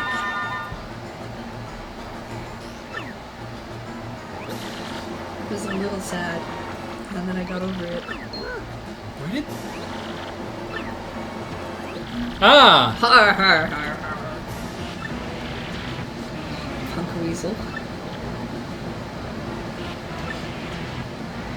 Well, I'm glad you got to go through that as Tiny Bowser. Yeah, that was a bit of a shit. You were the one who was playing. Alright, let's wrestle. Wow! I think that thing's gonna fall off the wall or something. Yeah. Oh, you broke it! It's probably a fake. Well, the universe is gonna explode now. Ooh, yeah! Hold the they have phones? Excuse me. Okay. Hi, Nose Butt. How you doing tonight? Can I make you make other noises? Ah. No? No, no, no, no, no! Why do I not play Magic? I have a collector's mindset. I'm bad at things that require the collection of stuff to make things happen. And in the sense that he would have to collect it all, even though that's not something that's you have not to do. appropriate. He would have to collect it all. And probably in shiny forms as well. So I try not to get too attached to things that I have to collect a lot of these days. He has played some Magic. Yeah, I have, actually. I've played a game of Plane Chase, I've played a game of 5 people at a table all trying to fuck each other over, and I've played a game of Commander. And I played a game of Commander, yeah. Wow. Where you do it on purpose. Oh. Alright.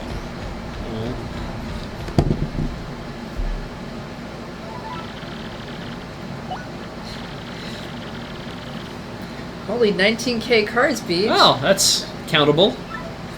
They all have numbers on them, so you can tell. Yeah, like hockey cards.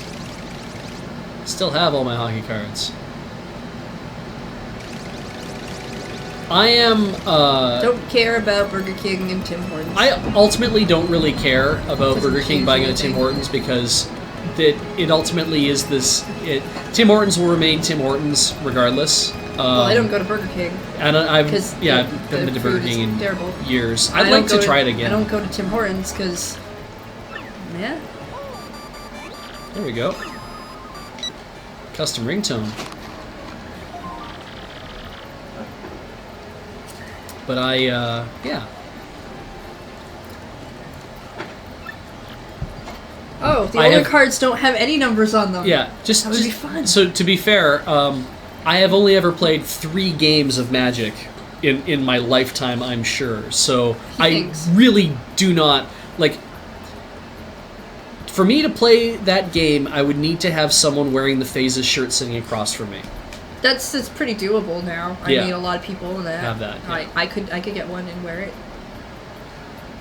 Actually, if we played Magic together, could you also wear a phase shirt? So we can keep it straight? Because my games are so intermittent that I constantly forget which thing I'm supposed to be doing. It's been a while since I played. Partially because I haven't updated anything, and I probably need to do a different format or something. What do they need? Oh, and it just stops there. But she's on the moon. That's nuts. This email is a lie. They need my... She's on the moon because she's awesome. I was totally all set for her to try and escape. Like she got caught during the email portion, and I was like, no, she'll try to escape, and then she'll get caught because clearly she can't actually get away for plot reasons. But, you know, I was totally up for this idea that she would try to escape and, like, get an astronaut uniform on, and then she'd, like, almost make it out. It's happening! It would be so cool. Nah, he can tell. She's like... Let's hear it.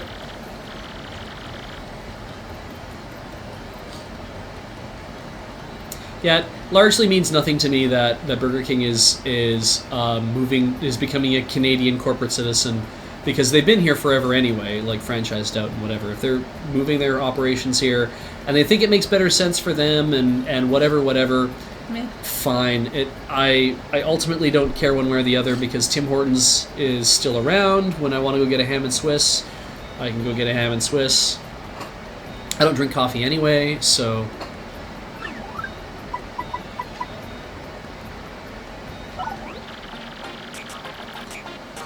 Well, we weren't playing Commander when it was the five of us trying to fuck each other up. When I played Commander, it was four of us. It was 11:30 at night. Yeah, that was a bad idea. In a hotel room during Midwest Media Expo, and we were all a little tired anyway. And because I don't know how to play the game, and I was playing with Cam's red-blue deck. I feel like what you did was the kin thing of playing a game of Munchkin that late at night. Yeah, but having played one earlier today, and like, this game's so good, we should play it again. And I learned. Somebody had a great point to say in a podcast recently where they said what they wanted. I think it was actually even like somebody, maybe it was during a Magic panel or maybe it was during something else, but they had said the development. Oh no, it was the guy talking about the new blocks they're doing with Magic. Oh, I haven't actually read that. How core is getting chopped off. They're not going to do core anymore, and it's going to be all different. And so he said the primary thing that we want is we want people to keep playing this game and to enjoy playing it, and not to feel they've played the game and they've now been playing the same version of this game for so long that now they're kind of like, God, I'm just getting tired, and you're waiting for the next iteration to come out to make it new and fresh again. And I'm like, that is actually how Munchkin has worked out for me every single goddamn time, is we play one game and it's really fun, and then you're done.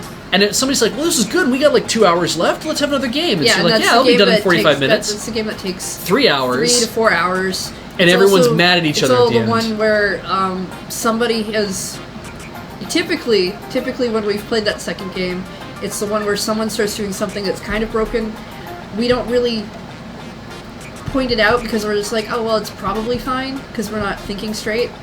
And then nobody else is actually having fun because that person has too much power, and we literally can't take them down because we've allowed for a thing that we shouldn't have allowed for in the first place, and now you can't get them to back off. Yeah. Can we turn off the AC, please? I don't... Oh. It's right there. Can you look after that? Because I can't seem to get a good angle. There, I pushed the button. God, I'm so cold. Actually, I saw Adventure Time Munchkin, and part of me was like, I like Adventure Time. I like Munchkin. We'll never play this. I kind of want to buy it. No, I'm not going to do that. Put the box back down. Pick the box back up. No, put the box back down. I found other games to buy. Because I got that other Adventure Time game that we should try. Because it's 2-player. The Dungeon, because I don't know. No, the Card game. Wars. Card Wars. Yeah.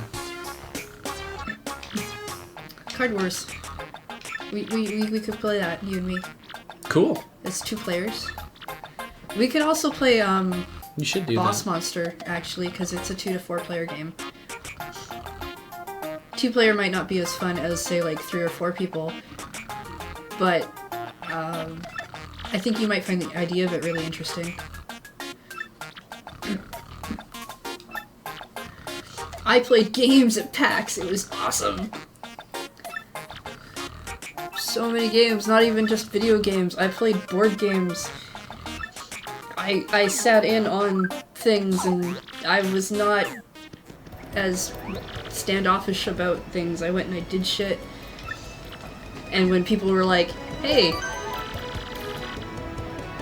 do you want to join in for this demo game we're playing? Because there's spot for a 4th, and everyone's like, maybe, it's okay, we don't have to play, which is always the thing I did last year, where I was like, it's okay, I don't have to play the game that you would like me to play to show it off. Yeah. I was like, yeah, I'll play the game. Elemental, I was thinking the same moment somebody mentioned Starbucks. It was coffee flavored sugar. I thought the same thing you did, where Cam walks in during Hustle and says, I got you some sort of cupcake. I'm pretty sure that was an ad-lib line, too. That is just pure Cam. Good line. Alright, am I going to win something eventually? We did play Bang. Were you around for that? I saw you guys playing Bang. I don't think I stuck around for that, though. Oh, right. Beej might have gone to sleep. We played the card game Bang. I dialed myself out. And that was pretty good. I mean, I played Bang before on the iPad, which made it a little bit easier for, like, knowing what a lot of the cards were already, but I never really understand how the ranged weapons work, because the iPad just took care of it all for me. So I got to learn the game a bit more. So that was cool. And do you see they did a regular show of Flux? Yeah, version? I saw that. I have no idea how it plays, but It plays the same as every other... You've played Flux, right? yes. Yeah, it plays exactly the same as Flux. It's just all the cards are themed to be that thing. They've got, like, Monty Python, Zombie. Fiasco sounds super fun, and someday I hope to actually get a shot at playing it. I've watched the tabletop episode for it, because I think it's the first one they do. That one, I think, would be a lot of fun, but you definitely need to have... you need to have, like, I think people you really want to play with for that. That's At least I would, because I don't think I could play with strangers on that. I think I'd feel weird. At least for the first time. Rallywink. To up Mari's attack turns by 1. That seems pretty powerful. I like Miss Mouse, though. Gotten the heal. How much does it cost to do that? Good night, Poke MC03. Have fun checking out those games. All the games.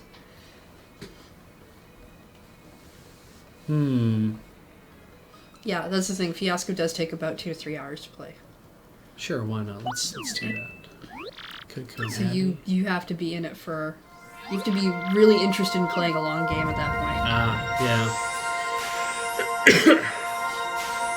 Oh.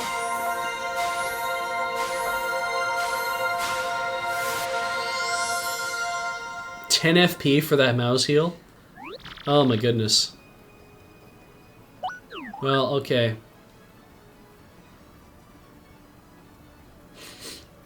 Maybe Goombella then? I mean, this is the attacks all ground enemies. That's probably not a bad idea. Somebody did mention Goombella and Coops would be a good way to go, but well, let's do Goombella. I also got the Tattletale game that Abby did the artwork for. Yeah. We were gonna play it that one night, but when we were reading through the instructions, we were like, this game requires us to have much more thinking skills than we have right now. We will play a different game.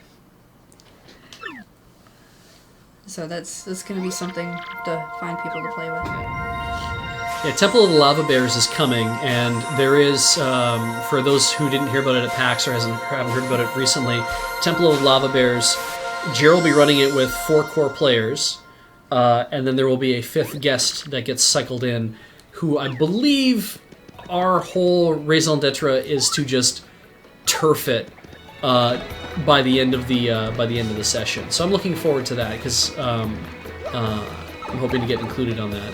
So We will see. Yeah, I need to take a break, use washroom, do whatever. I need to get some more water. All right, let's do that. Let's make a save. So it is all saved. Yeah, Topless Robot seems like a pretty good site overall. I would have to agree with that. I've only been there a few times, so I don't make a habit of going there to read a lot of their stuff, but it's really interesting. I think they're the guys who also do the Beej breaking shit. Fanfiction Friday, which Ian has turned me onto on occasion, which is super, super funny and awful. But right, okay. So yet another commercial coming up very, very quick. Again, capitalism.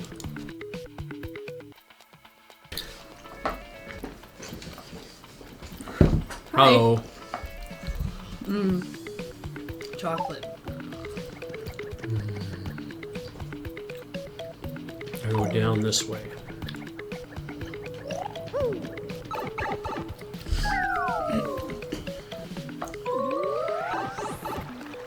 I should not read Twitter in between on breaks. Mm-hmm.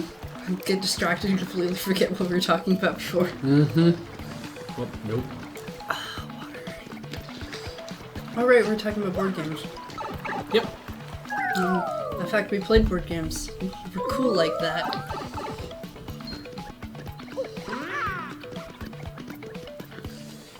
Yeah, so I picked up Tattletale. I got Abby to sign the box. It's now slightly smudged because I didn't wait long enough. Oh. It's just a little bit. It doesn't Well. really wreck the signature. I can get the chest in Town Square now. I got Oh, right, because I can jump super high. Boss Monster and... I think that's it. I think that's actually all I bought for board Well, you games. picked a I Boss just played Monster as other well. ones. Okay. Yeah, and I- the expansion. And you got this t-shirt you're wearing, and you got the other t-shirt Oh you yeah, have. I have a t-shirt with Catbug on it. It says, I love games. I heard video games. I heart video games. I do. Lure Theme Flux. I think there could be a lure theme flux. That wouldn't be hard. Think we could Kickstarter it? Yeah, I think we could. That would be something you'd have to talk to Graham or Paul about, given that I think They own they all own the they own all copyrights. the copyrights for that. I love Ticket to Ride. Ticket to Ride's fun. Good game. And I have it. I have Ticket to Ride Pocket and Ticket to Ride Europe on my iPhone, There's a lot of but I did not maps pay for for Ticket it. to So. Ride. There's an Asian map and I think a Switzerland one. That Nordic map was really weird. The The three-player. 3 players only, not Yeah. 2, not 4. You must only play it with 3 players, Yeah, which that was worked. weird. We were It able to worked do for it. us because we had 3 people. But the moment we had a 4th player, it was like, oh shit. Because we were like, oh, well, we'll play this one because it's 3 and we have 3 people, and we sit it down, and then the next thing you know, there's like a 4th person who's like, I play, and we're like, no, you can't, and all the other versions are out. That was weird. I feel weird telling someone they can't come and play a game. Yeah. The moon.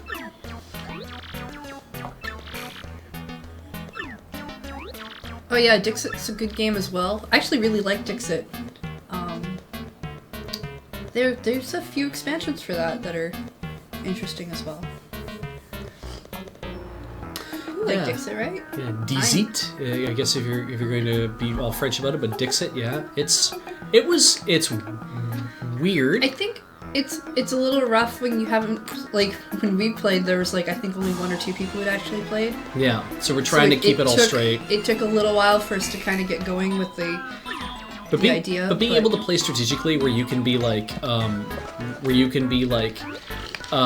gonna use this as the name of it, and because I'm gonna be just obtuse enough that not everybody can guess, and I'm like, that's good. Admiral Mamo, we have played Love Letter. We own I own a copy. I own the limited edition factory release. I think it release. is. It comes that version came in a black box, and it came with what it called 2 promo cards, but it doesn't tell you what those are. But I like that version for the artwork. But as well, the 2 promo cards is an extra princess card and a prince card. So I've actually switched out the princess for a prince a few times because I like having the options. Yeah, and they don't use all the same titles. No, they use minister and what are some of the other Minister ones? in general. General. It's very Knight. Yeah, it's very soldier. Asian feeling. Yeah. I know there's a few other versions of that game too. There's like a wedding version. Is the L5R version? Yeah, there's that. There's. I know Alex usually has a copy on him because it's a good, easy game to play. I think he's got the original.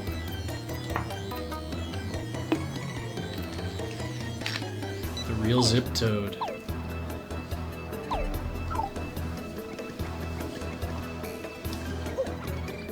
And actually, in the version I have, is slightly different from the version Alex has because the Minister card, which is the number 7 card, says that if you acquire a second card in your hand that makes your total equal 12 or more, you automatically lose. Yeah. Whereas in Alex's version, if you happen to have this card, or this card with this card, you lose. Isn't that how it works? you have to discard that card. Ah, right. Right, and that means that if you end up with, if you're holding the princess in your hand, and then it's like, no, now you have to discard the princess. Yeah, and it's so like, well, then you lose. It will force you to lose the game, but you can also discard that card, and like it's a little bit different. I kind of feel like I like that a little bit better, but at the same time, you could just cheat and not tell the person you have that card. I tried to do that to you the one time. Mm-hmm. That didn't work because I constantly kept getting a thing, and then you technically lost because you didn't call me out on cheating, even though I pointed out that I cheated after. Yeah. Oh, each of the different versions of cards that do different things. It's cool. Oh, neat. I like that. Hanabi, I saw Alex playing that on the fair ride back, and of course I didn't have my contacts in, and was tired and ill and wasn't paying attention to anything, so I was like, I'm not doing any of that. Kathleen, Kate, and I think Kate. Who's the fourth? Ashley was with you, Ashley, I think. Yeah, right? The 4 of you. Ashley. I don't see her so often, so It was rad though. We The got 4 to ladies play, sitting down to play like this great dungeon crawl game that came in like a little treasure box, and we were completely confused on how to play with it because the instructions weren't really like in a step format that were like, oh yeah, if you do this, then you can do this, and then do this and this. We played that. We played it wrong for the first couple of rounds that we went through it, or the first round at least. Realized it, allowed it to finish out like that, and then switched over to the thing, to the proper rules that we were pretty sure we were playing properly by. Near the end. It was just one of those cases where I'm like coming back from PAX and 4 adult women sitting at a table all engaging in playing a game together. It isn't like great. It was not like, oh, it's 3 of us guys and so-and-so's girlfriend is here and she'll play. It's like, no, all 4 of you were like, and then it's like all these people who are like, yo, women don't like to play games, and I'm like, women love to play games because they're people, right? So, but it just kind of... Women love to play games because they're people. Like everybody else. And it just kind of... Okay, how fast can I do this? Oh, okay, that's not this hard. But that just, that kind of attitude bugs me. And especially though, because as I'm what was the other thing that got me though as I was watching that I thought was really cool about that? I can't fucking remember. I had this, like, when I thought that and I realized that, and I'm like, because I know that's kind of, even that is kind of, feel kind of a sexist thing for me to come to, where it's kind of like, I noticed that the 4 of you were playing this. I was stoked. I mean, I don't get to hang out with Ashley that often, and she's super cool, which makes it hard, because then I just have to think of things to say. I'm not at, like, a level where I'm so comfortable. She's so sad. Oh, that's darling. She was sad because it's the last time I'm gonna get to see you. And you know, and Kate's super awesome. I don't see her all the time either because I mean she's got stuff to do. Yeah, so it was. I thought it was like, just like this is actually straight normal. Like the fact that I'm feeling like this seems like a notable thing, except it's not. It's straight normal. It's 4 people sitting down to play a game, and I was like, yeah. Okay.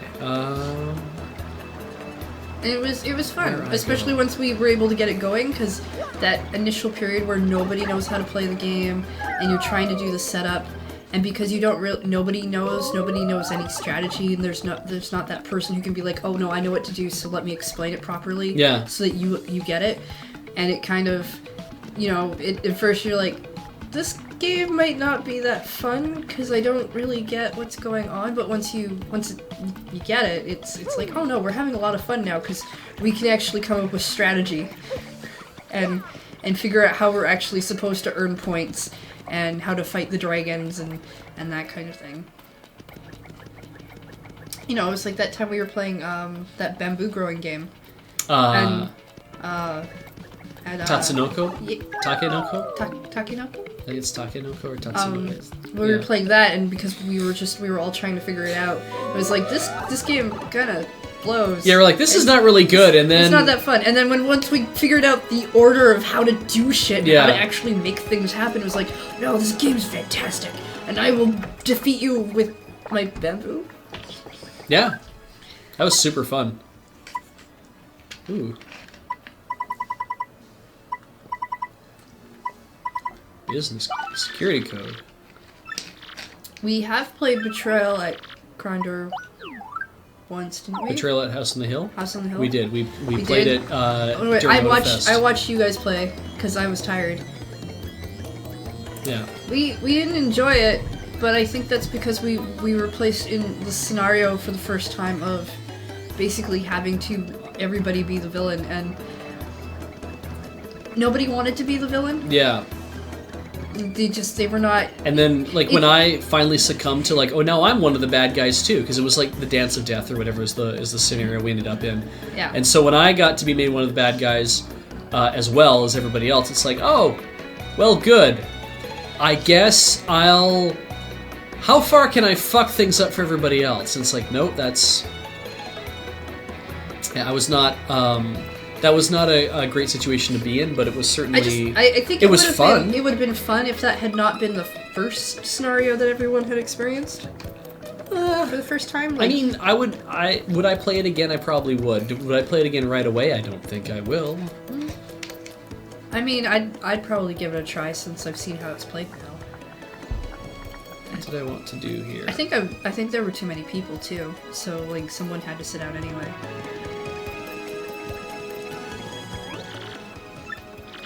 I mean, I like to watch. There it is. Gaming, because then I get to see how stuff interacts. Ooh, I like that too. Timing tour. Learn the timing for stylish commands. All right. Well, let's buy this. But I mean, it was late at night and watching. Like, I remember Ben. Ben was just like, "Oh, so I'm a bad guy now. Well, I don't feel motivated at all to go and do that. Do I have to? Like, can I just stop?" Yeah. And just to see everyone doing that is just like, yeah, nobody wants to play the villain as a group conspiracy thing right now.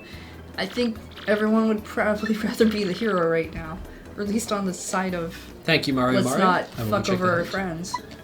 Yeah, that was really the like, because we didn't have enough time to actually explore the entire, like, explore enough of the house as we're putting. Because I love the mechanic of you're building this house as you go. Yeah, this I'm is totally really cool. into tileset games. And you don't know what's gonna happen as it all kind of comes together. And then, as soon as, because somebody went into a room, found a thing, and all of a sudden, wham! And it's like, oh yeah, so now the second half of the game starts. We're like, I'm sorry, what? It's like, yeah, no, the second half of the game is starting now. It's like, what? But we don't want to play the second half of the game. I want to keep playing the first half for a little while and actually, like, prepare against the shit that's about to happen. It's like, nope. Now, we all get fucked over. Yeah. I just don't think anyone was in the mood for that kind of thing. Because, I mean, well, when you play a game like that and you're kind of all working together, it's like we're all playing this game to win, and we're slowly being picked off and being put against each other. It's like, but we were all playing to win this originally. Mm-hmm. Then what happens? But, you know, there's a lot of other scenarios, and my understanding is most of your games aren't... Gasp. It's not like... You're not likely to hit the same scenario again, so... At least... not off the first one. So we could probably play it again and... Right, I have and to... maybe have some more fun with it. I would hope so. I agree that Carcassonne is fairly food. Fairly food. We should play that game with more people so I don't have to be mad at you when you defeat me. As a two-player game, I really enjoyed it. It is... I think I need more practice at it. I was clearly not strategizing very well when I was playing. Goat there.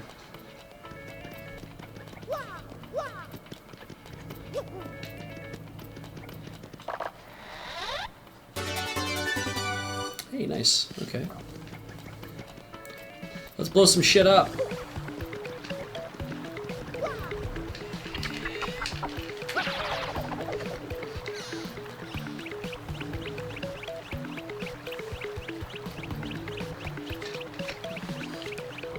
Actually, I'd really like to, I'd like to play Paranoia or another Call of Cthulhu. Yeah. That would go better. Maybe we should not decide to try playing these games at like 1 in the morning? midnight or 1 in the morning. Fucking that Call of Cthulhu game. Ugh! Yeah. Corey did such a good job, and I helped her do some stuff and prep because everybody was doing other stuff, and she was setting up so nice, and then just kind of got shittered. Yeah, we all did bad on that. Yeah.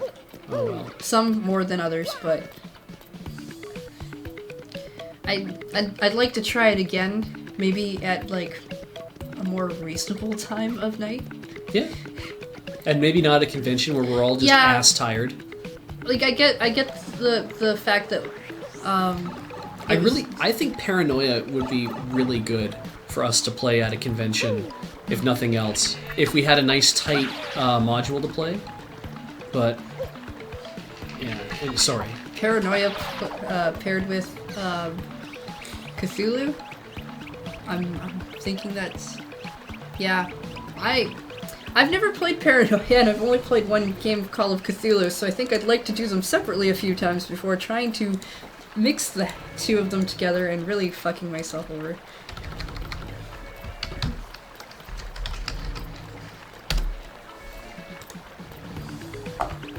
I haven't played Gloom, but I've seen that played. Gloom.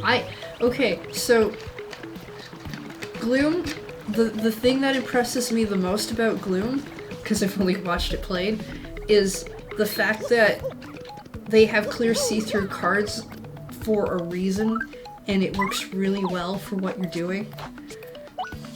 Because you're supposed to put the cards on top of other cards to show point deductions and whatnot. And I think that's pretty awesome. Do you have any wonders? I think it's kind of... I like the idea that you're trying to make other people happy in order to make them lose, but I don't know how I'd like that as a game. Goes over there. What do you think? The point of Gloom is to make yourself really miserable and then die. Yeah. Right? And that's how you get the most points, which means you have to make other people happy. Yeah. Which ultimately just pisses them off. Yeah.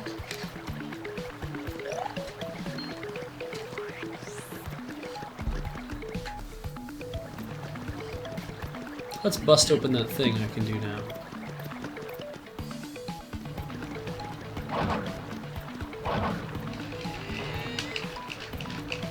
There we go. Alright, can't do that to that. I have to do it to this thing.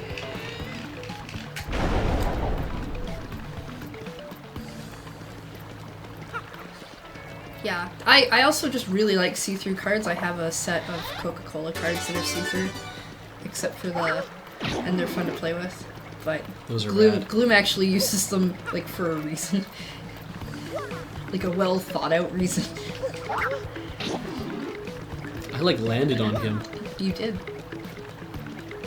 I like the purple outfit. It's good. I like it too. Oh.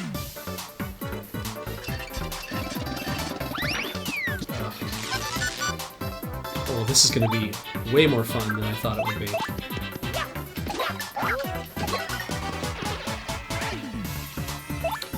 And you do this.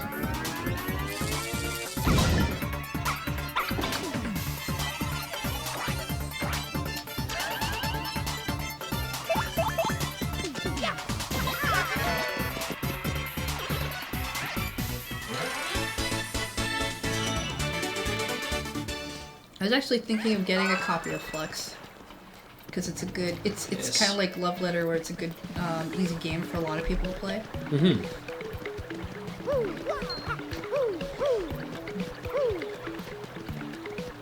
Star Trek CCG had some see-through cards. They were used when other cards were simulated into boardrooms. Ooh, That's kind of cool. that sounds awesome. I think it's the pit, isn't it? It is.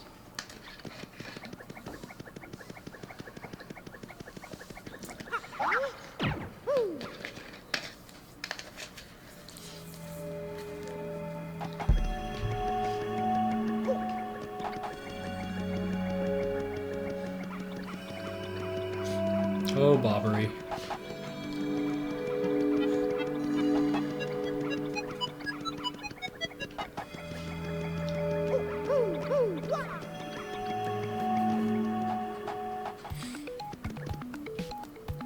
I'm not gonna beat Paper Mario tonight because I only have like I'm really kind of just slow effing around right now because we have probably about 20 minutes left in the stream, and I do want to get to a point where it's like when we're probably like the next 5 minutes I'm gonna actually go so we can go to the moon and get on with the rest of this. But Have you not played the Battlestar Galactica board game?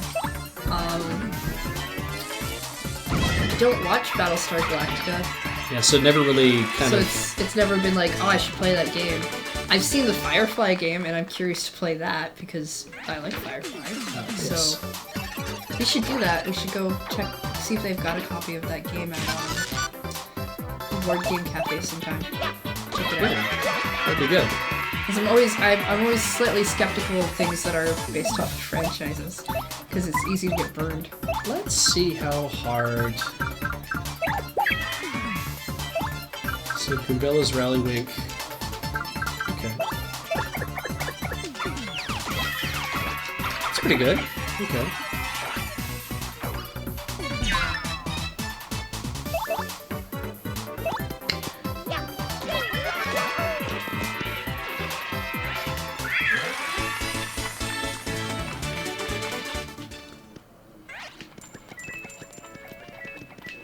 A couple people saying that the board game's really good. You don't have to watch Battlestar Galactica. I want to break some shit, like blow up walls and junk.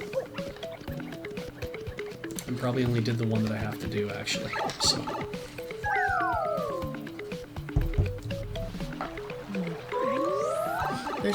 I also kind of want to check out some of the Discworld games. Oh yeah. I should go back to reading those books.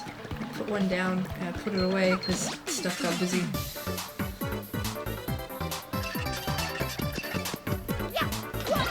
I love that there is a move now for local game stores to get a cafe. That they've kind of just thought, hey, you know what? If we just sell people coffee and sandwiches, and let them play some games, and we just, coffee and sandwiches, like you pay $5 to get in to sit down, and you can play a game. They'll sit here for 2 hours, they'll play a game, and they'll be perfectly happy with that experience. Yeah. And it's like, make a good sandwich and... Well, I mean, like, it's one thing to have a board game night at your house. Yeah. But who wants to clean that shit up, It does right? mean you have to do cleanup. It means you also have to have space depending on how many people can come over. It does limit how many people you can have over sometimes. Depends on your place, right? But it also means you have to have the games. Whereas if you go to a thing that already has a cafe, you can order some food. Yeah. Well, I mean, you can always... You can try out the games that you've been eyeing. Yeah, because otherwise you have to know a lot of people who have a lot of different games, and... I mean, I kind of want to play Takenoko, but I didn't want to spend money on buying Takenoko. Now that I've played it, I'm like, would I buy it? I might, but it's not certainly high on my list to get. You know, and it's nice when your friends get stuff that's like, oh yeah, this actually is pretty good, we could play this. But it also doesn't really matter if we play that. Like, I don't care if I get a copy of Timeline. I know you want a copy of Timeline. Well, I'd like to get a copy because I think my parents would enjoy it. Oh, yeah, I can see that, yeah. Given that we have to go see them soon. Yes. Maybe I should pick one up and take it. I know my mom would really like it. Because she's into that kind of thing. I don't know. Dad would probably get into it. Just straight dodging them hammers. Alright, let's just go back and... Oh, right, yeah, I can buy badges from Dazzle. I have all these star pieces that I'm not going to be able to use. I cannot go back down that. Oh, I guess I'm going this way then.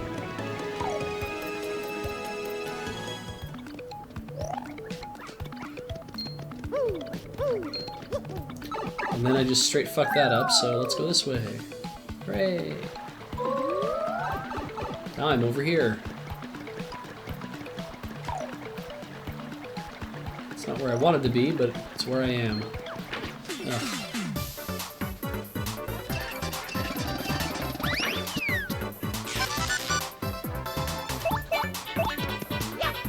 Yeah, if you guys are ever in Victoria for any reason, the Interactivity Board Game Cafe is, it's on Yates. Oh, right, she can't do that because reasons. They, I think they also have some of the cheaper prices in town for board games. Partially probably due to the fact that they run a cafe site. Yeah, so they don't have to pump it up that high, The place I used to work had really expensive pricing on board games. But they don't exist anymore, so... yeah. Who would have thought?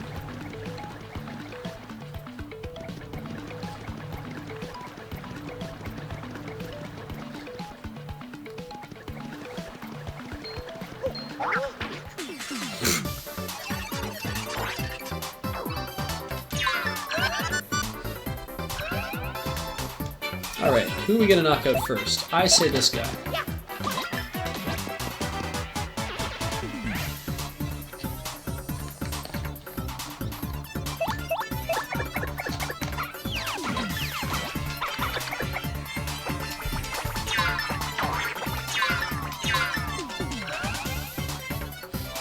Actually, no, we probably weren't supposed to, but there were a few of us who would constantly point people over the Interactivity Cafe, just because we were out of a lot of the games they wanted, and it was Christmas, so it was like, well, you're gonna want this now, and if you don't go find it elsewhere anyway, you're gonna...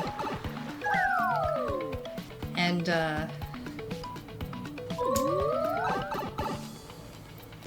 I also really wanted to point people there just because they could test the games. Like, we had some demo games, and we could show people if we had time. Because you get people who come in, and I mean, we were like a toy store / novelty / board game puzzle place, so we had more people who were there for puzzles, because we had more selection in that. But you get people who would come in, and they're like, oh yeah, I want a game. And you're like, well, what kind of game do you want? And you'd mention something like Catan or Pandemic, or Scrabble or whatever, just to kind of see what. And there were people who were like, yeah, you don't want this kind of game because it's too involved. Like, you want an easier game that's just like very easy to pick up that everyone will be able to get right away and just have fun with. Right. But those games we were either constantly out of, or those people already had. I mean, you can't demo stuff. Like, we didn't have a copy of Munchkin out, and we had a lady trying to return Munchkin. Because she was like, this is not, like, what I thought it was.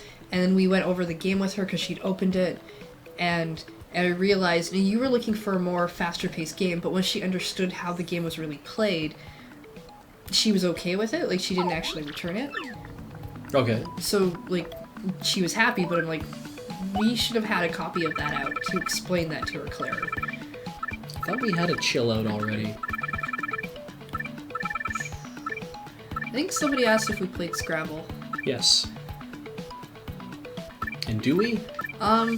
I typically don't like to play Scrabble because my mom is too good at it, and she has beaten the idea that I could possibly ever be smart at a Scrabble game out of me. Also, I'm not really good with words on the spot like that. I will come up with the 2-3 letter words that get you absolutely no points. How about you? You like playing Scrabble? We played it last time we were at Interactivity, I think. Yeah, Cam wanted to play it. And I had a good time because I think I ended up just fucking killing everybody at that game. And that's the only time I have fun playing Scrabble is when I'm winning, and I'm winning very well. That's when I'm having a good time, because then I start to feel like, oh, I'm relaxed, I'm enjoying myself. I don't feel as if I have to, catch up to the group. That's why a lot of games that run for points like that, I'm usually really bad with. I used to really love Monopoly. I like the shorter versions. The ones where it's like, we're timed limit, or there's a way to end the game fast. Don't like the play until last person standing Monopoly. I would rather get the Power Plus badges, but I feel like I'm not going to have any available BP to actually dump into these. Like, I'm going to have to go up like a few more levels just to use them, and so then what's the point? So getting anything little, it's like, well, I think I probably already have like I'm not sure if any of these really help that I really care about. Right? Like, it's the only ones I would really care about are Power Plus, maybe Flower Saver, but probably Power Plus. I'm like, I don't really. Lord Haas got a triple word score, double word score for xenophobia. That's a fantastic word. Such Scrabble. A good one. I can't ever do shit like that. Not in Scrabble. I never have the right letters. Yeah, I got nothing here. Okay, let's actually move on. Monopoly was one of those games that I liked because it was built around, you acquire these properties and you try to assemble whatever. The problem is it's a lot like with Catan, where trading becomes a big part of the game. And auctions were something I had to learn about Monopoly auctions through the Commodore 64 game, because it was not. You said xenophobia was a fantastic word, not that it was fantastic. It's when I learned about it through the Commodore 64 game, I was like, that seems like a brilliant idea to just like, oh yeah, I don't want to buy this, and it goes up for auction. Of course, when you're the only human player in that game, it's like, it's very easy to win the auctions, and so it's like, I don't want this property, put it up for auction. I will win it for $3, hooray! And then you move on, right? You get all the properties on the board for like super cheap. I don't know, guys, I don't get hit that often. Probably half the time I'm getting hit by that, but I still then have to find something else to pull off for my badges, right? So, let's see. What was that other game we played at Interactivity that time? James pulled it out. The one where everybody was just trading cards all at once, and you had to get 10 of the same item? I cannot remember. At all. I don't remember the name of the game, but it was really cool, because everybody had got so many cards, and then all you were doing was saying, I have 3 of something, who wants to trade for 3 of something? And you were trying to get that one 10 of the same, I think it was 10, maybe 9 it of was the same the item. oil rig game. Oil Rush, or what was it called again? Boom. Oil Boom. I don't know. But it was fast-paced. Someone's Pit. Thank you. And that was a lot of fun, because it was just like, And then we did that thing where it was like, we're gonna put this bell on the middle of the table and you have to hit it. Yeah. And I lost out to that guy who was visiting by like a split second because we'd both done the thing, and I went to hit the bell and he managed to hit it just before me. And I hit his hand, and then I took him down the next round. Well, chill out's really cheap. Maybe I'll just go get it, and then if we find a way to make use of it, we'll use it. I mean, I'm about making the chat happy too if I can. You can tell because I'm basically fucking around and wasting their time tonight. Oh. So. I don't... I'm not. We're talking about board games. Yeah, it's fun. It's all cool and fun in here.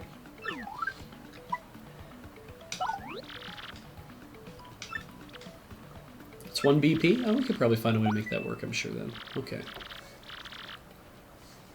But no. We also played Guillotine that one time. Were you in that group? Yep, that was super fun. I didn't know how Guillotine was supposed to work, but... Oh, Mealborn! Oh, I love Mealborn. I've never played it live, though. I've always played it, like, electronically. I'm not familiar with that. 1,000 Miles. Mealborn is it's a driving game, played with cards. And what you're supposed to do is you're supposed to drive your car... You're on a race, essentially, and you're supposed to drive at a certain number of miles. And so you get these cards that have numbers on them. Okay. And the increments of I can't remember exactly how much the increments are again, but the idea is that you'll play like it's 25, 50, 75, 100. I think there's like a 150 card as well, and you play the one to register that you're going. But in order to go, you also have to play a go card. You have to have a green light. Okay. And so what other people can do is they can play stop on you, and that means you're stopped until you can play a go card. Okay. But then they can do other things like you can have somebody can play a flat tire card on you.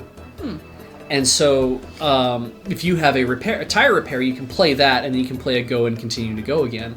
It's a really neat game because it's built around a few like similar mechanics.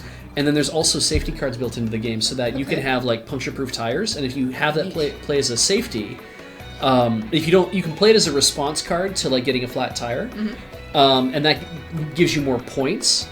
But if you play it immediately, then nobody can play anything on you to stop you, because the problem is that when a tire gets popped and you play that safety, you don't get to start going again until you can play another go. So it's always a good idea to keep a go card in your hand. And then the best card in the game is Right of Way, which is just an ambulance. And when you play that, it allows you to avoid speed limits. It allows you to avoid ever getting a stop because now you have Right of Way. So is this game is essentially like a Crazy Race game? Yeah, but it's all just played with cards. Yeah, but like Crazy Race movies, but card form. You can kind of think of it like that, I suppose. Okay. Oh, right, no, I gotta go back to... Sounds kind of interesting. I do like card games. Yeah, everybody's probably played this game, I'm sure, in one way or another, and it's been programmed for all these different, like Windows 3.1, as Arclight says. Somebody said they had played on Mac OS. I played it a lot on Palm. Yeah, It sounds interesting. It's super fun. I would be interested in checking that out. I like card games and I like tile set games where I get to build shit. Memo's right. If you play Coup Foray, if you get a Coup Foray immediately, where somebody says, I block you with like a flat tire, and you go, no, puncture-proof tires, it immediately goes back to go. That is a thing. That's a Coup Foray, and then you get extra points for that as well. It means you have to keep track of all that, but. Sorry, by Crazy Race movies, I meant like there's a bunch of old movies. It's a mad world. Yeah, like that. It's a terrible where it's essentially, contrived reason to have a weird race with all these cartoony type characters, and Beej made me watch a few of them, and Corey made me watch one too. I'm not against these movies. I'm just not super a fan of watching that many in a row. When I was young, I really liked Cannonball Run 2. Sure. And then I watched Speed Zone, which is Cannonball Run 3. But your tastes as a kid are garbage. Right. Because you grow up during the 80s and you get used to a certain kind of thing. But and I'd never seen the Cannonball Run. And then I made her watch that because I wanted to watch it. And I watched it and I was like, wow, this is just the Cannonball Run 2, except it's the first one. I'm like, all right, this is not really my thing. And as I started to discover, there's a lot of those kind of chase movies and like that kind of stuff that I was like, those always used to be so fun. And then I actually sit down to watch them later and like, these are not so good. And some of the movies from the 80s are just not so good. No, but I did like some of the goofiness of like... I don't like Caddyshack. The character who's like essentially put this race into motion, right? Like I think it was the one Corey showed us where Fire and Ice. The guy like fakes his death or something. Yeah, Roger Moore. Him I kind of like. Playing Roger Moore. Sure. And it's Fire and Ice, and it was like basically these people had to compete in this skiing and whitewater rafting, and it's just strange. The one thing I love about Rat Race is that it has essentially solidified the Smash Mouth Rockstar meme of just basically out of nowhere launching into Rockstar to end your whatever the fuck it is you're doing. I've never seen Rat Race. I'm gonna assume it's mostly like other movies I've seen. It's certainly a movie that got made. It's a bunch of... It basically harkens back to... you made me watch Midnight Madness, too. Oh, Christ, that movie. Oh, Midnight Madness. It goes down so much better when you're 7 years old, because it was awful when you're 30. Oh, man. Yep. I was like watching we them watched like, like 2 or 3 of these in a row? Yeah, we did. We watched and like over a few nights. I get that you really want to watch these. Yeah. I'm okay with watching these, because, I mean... They're better than some of the other movies that I've watched that I'm like, we shouldn't have done that. That many in a row was not advisable.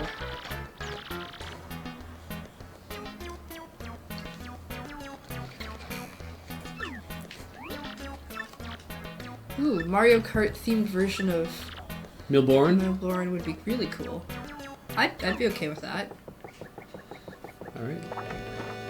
Yeah. I watched Rat Race a lot later, like when I was in my mid-20s, and I was kind of like, there was some good stuff in there. There was also some, like, the John Lovitz scenes. I was like, I can't believe they did that.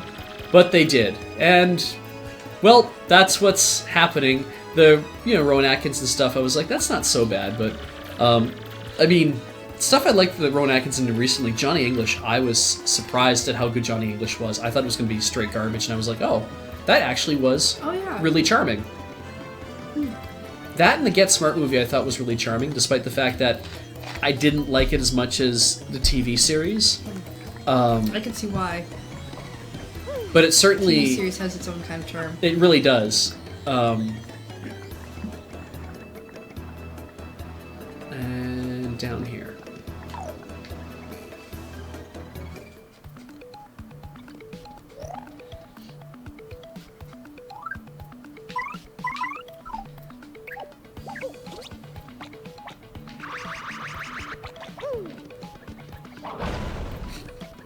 Just got... Whoa!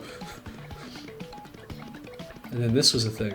Yeah, actually, I'm gonna agree, like, Get Smart is still good, because I never watched it when it was on TV, and you got some, so I could watch it, and I liked it. Alright, Pipe. Oh no, I've seen Blackadder so many times. Seen Blackadder. So many times. I taped it off of PBS, watched it endlessly, made her watch it. I think they're... I didn't have to make you watch anything. After you watched the video, you're like, this is not bad. Yeah, the first couple episodes you'd make me watch, because it's like, Beej, really, you're gonna make me watch another thing, and you keep saying these things are funny, but you and I have different ideas of what funny means. Because you've done that before, you're like, oh, this movie's really funny, and I'm like, this is that dark humor that I don't really care for, though. Yeah. I mean, I'm glad you like it. And I'll be fair. I thought There Will Be Blood was supposed to be a dark comedy, because I was like, Coen Brothers, right? Coen Brothers. It is not a dark comedy at all. It is certainly what it is. That movie scarred me a little bit. That was not... Yeah. Maybe because I fell asleep and woke up at a really bad point. The end is when you woke up. I fucking didn't know what was going on. All I knew was he was beating on someone, and I was just like, this movie is taking a terrible turn, and I don't know why. I actually, Blackadder turned out to be pretty good though. Black Books? Yeah, Black Books is Black Books good. I really like too. That was during that period where you're like, oh, we'll watch this stuff, and I'll be like, why were we watching this? This is not funny. Why do you think this is funny? Who are you? Xanade, I think you spelled his name wrong. It's not Brian Blessed, it's Brian Blessed! Oh man, that guy. I do like a lot of stuff I've seen Stephen Fry. Oh yeah, Stephen Fry's He's fantastic. really did we funny. watch Jeeves and Wooster together? I don't think Some we of did. it. We watched a little bit You of it really together. liked that, I thought. Yeah. I liked it. I think you watched part of it without me, and Yes. then I caught a few episodes. Because I didn't think you would end up liking it. Yeah. Which, I mean, I think that's fair to be like, oh, well, this probably won't be up her alley. But, yeah.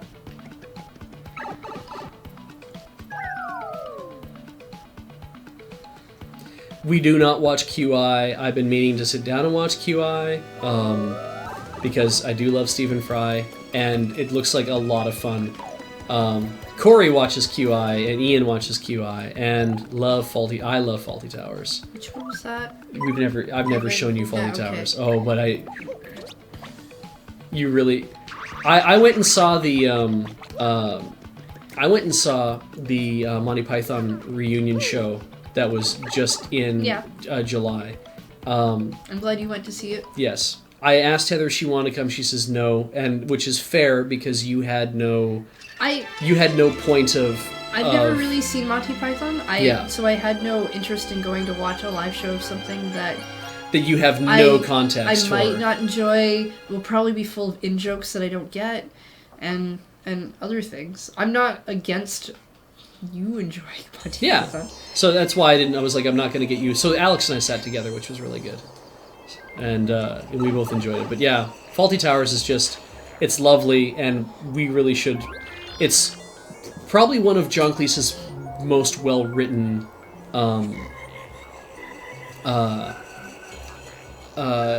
things he's ever done. It just hangs together so well. And I have seen that we've watched that Mitchell and Webb look. Yeah. Yeah. We did not listen to that Mitchell and Webb sound. Ian has listened to that. I have it all. But I've heard that if you enjoyed the look one, you should watch sound. Or listen to sound. I have been listened to a lot when I was out of work. I listened to a lot of I'm Sorry I Haven't a Clue, starting at the very beginning. So F all y'all. If we're going to go back in time, I'm starting there. I'm going to assume that me being confirmed for hating fun has to do with the Monty Python thing, which I feel is unfair since I actually haven't watched a Monty Python. Exactly. She has no idea whether she'd like it or not. Like, he hasn't even watched the movies. I'm not saying I dislike it or I like it. I have never seen anything. Yeah. I'm aware of it because people talk about it. I think you would... If that's for another reason that I hate fun, you need to tell me because I don't know the context.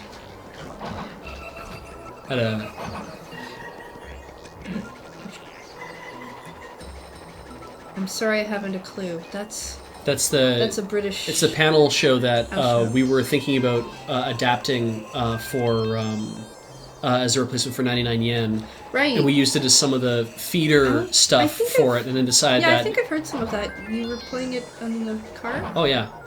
And then I think Corey ended up... that's when Corey and Ian said, no, we're doing a wholesale change. We're changing 99 yen into Doki Doki Kyuki Challenge. Ah, okay. It was for the Monty Python thing. Yeah. Monty Python.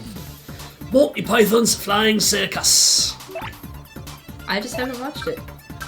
Doesn't mean I hate fun. It's true.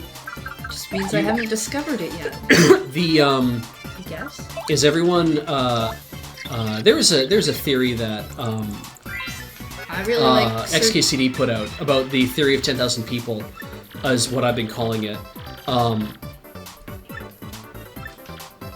And it's vulnerable to fire. Right. And it's basically that based on people who are being born into the world every day, like or every second, technically there's always going to be 10,000 new people that have never seen X thing, and it's your responsibility that if they have not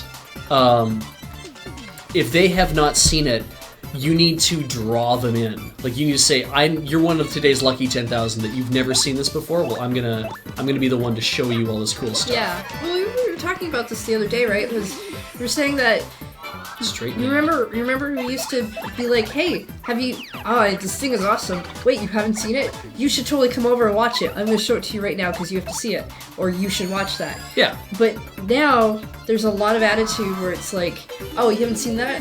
Well, you're obviously scrub. You're obviously not a geek. You're not good enough." And I'm just gonna tell you that you're awful. Yeah, Instead of trying to draw you into the thing that I like, that I think everybody should like. Yeah. Also, I tried to listen to. I'm sorry, I'll read that again. For those of you who brought that up, which actually was written by Cleese, and a few other guys in the beginning. I think the guys who were in the goodies that were a part of that too. But it was such a terrible recording that I skipped it and just went like, I'm just going to go straight into Clue and just do it from there. And if I feel like going back to listen to I'm Sorry Read, then again, I'll do that. But let's see. Is because I really like Sir Digby Chicken Caesar. Yeah, from the Michelin. Yeah, he's one of my favorite characters. Is Monty Python anything like that? Is there stuff like that? Yeah, in that it doesn't always make a lot of sense, but it's usually quite funny. A lot of times, it's sketch comedy, and it's very much like they take a very absurdist bent. So if you like Sir Digby because it's like of how absurd it is that it's this guy who believes he's whomever, but he's really just it's so obvious that he's not who he thinks he is. Yeah, that can kind of be a thing. How am I going to deal with this? So, I mean, I probably enjoy it. And maybe I'll take some time to check it out. Soon-ish? We'll see. You'll know when I've checked it out, because I'll tell you.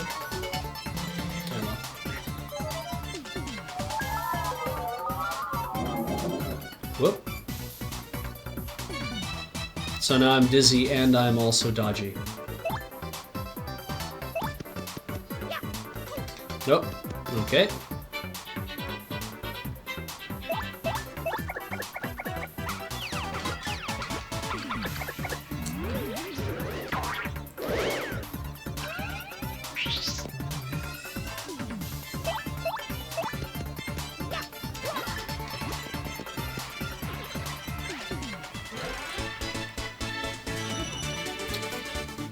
Lord of the Froze, good point. I should probably get to doing that. But hey, level up! Just in time for me to end the stream for the night. We're gonna get a save going here. You guys pick. And then we are gonna be done for the night. Is it gonna be HP? Is it gonna be FP?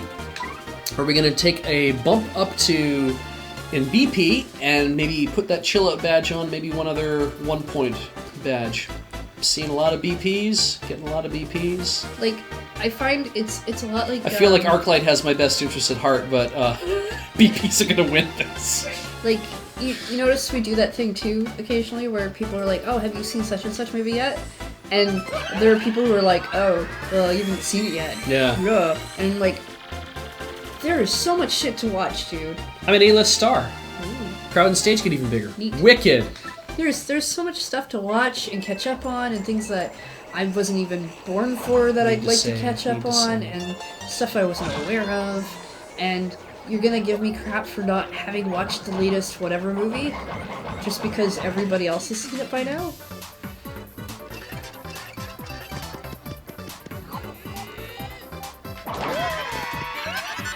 Oh well. Because I think I got that for, like, the Lego movie. Somebody was like, whoa, you haven't seen the Lego movie yet? I'm like, well, no, because it's in the theaters. I don't go to a lot of theater movies, because they're expensive. And, That's a nice stage. I've had shit to do. This is not good. Iceberg. Haven't seen Cat Soup yet. Corey keeps talking about it, and at some point we're going to have we're going to watch it. I don't know how I've not seen everything yet. Oh yeah, Police Squad is classic. I think I've only watched like half of it though, because I never really have an opportunity to sit down and really enjoy it. Police Squad's the TV series for Naked Gun, isn't it? Yes, it came We before. should watch more of that. We really should. I think I'm just dead here. Lego Movie and Guardians of the Galaxy are both excellent, and when you get time to watching them, Mr. Flip, it would be. I think you'll probably enjoy them. I mean, I don't know why anyone would not enjoy them. So. Do we just burn it all? Enjoy on a them sweet when you get feast? to watch them. Let's just do that.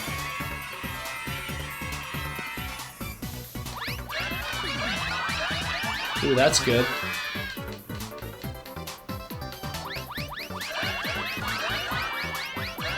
Be ready to engage with Cat Soup, though it does take a bit of mental effort to watch. I guess you can watch that after you finish Kill la Kill. Yay!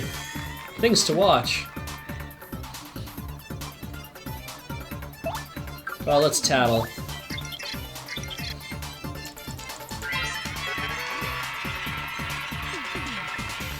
Ten, 5, and 0. Okay.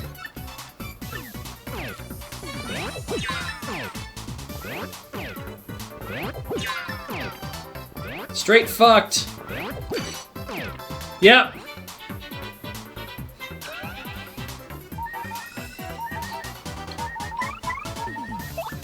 Alright, well we can bring Mario back around. Or I can fire flower everybody. Just fire everyone. Fuck it. I saved before I got here, or saved when we landed here anyway. Good start.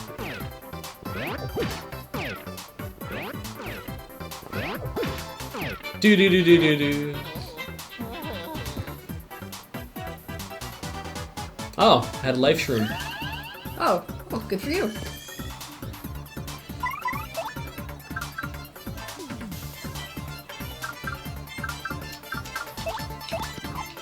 I don't know what No Game No Life is.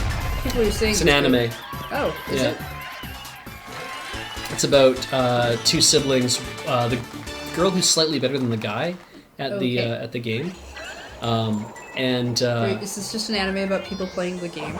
no, they're Because that would kind of be funny. yeah, they're playing video games. Oh. Okay. And she's better than he is at it at least. But basically, all they do is they just play this video game all the time, and I'm not sure where it goes from there.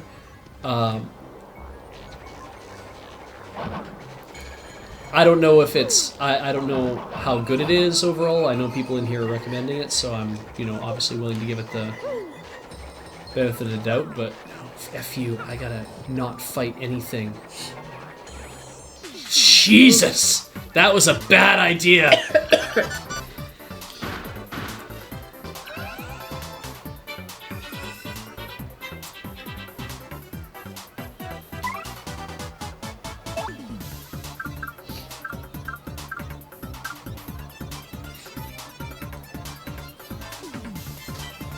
I don't know.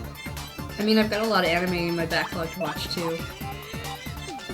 It's partially why I ditched Netflix.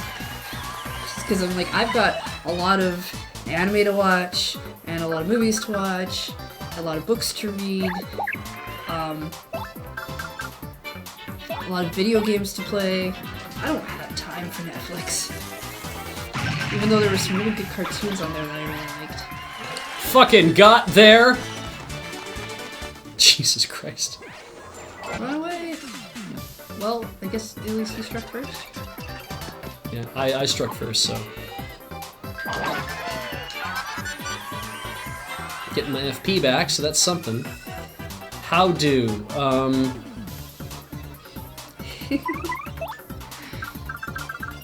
have no more of that. I don't know if me watching anime with everybody on a stream would be that fun. I like to sit and just watch it and experience it, and even watch the openings and the endings. Beej is the one who likes to pause the show in between and be like, did you know? Interesting fact about whatever. And hey, thing about this. And I'm just like, shut up, watching thing. Unless they make a really obscure joke and I'm like, okay, you have to explain the joke. Because otherwise, yeah, I'm not understanding sense. why this is a thing.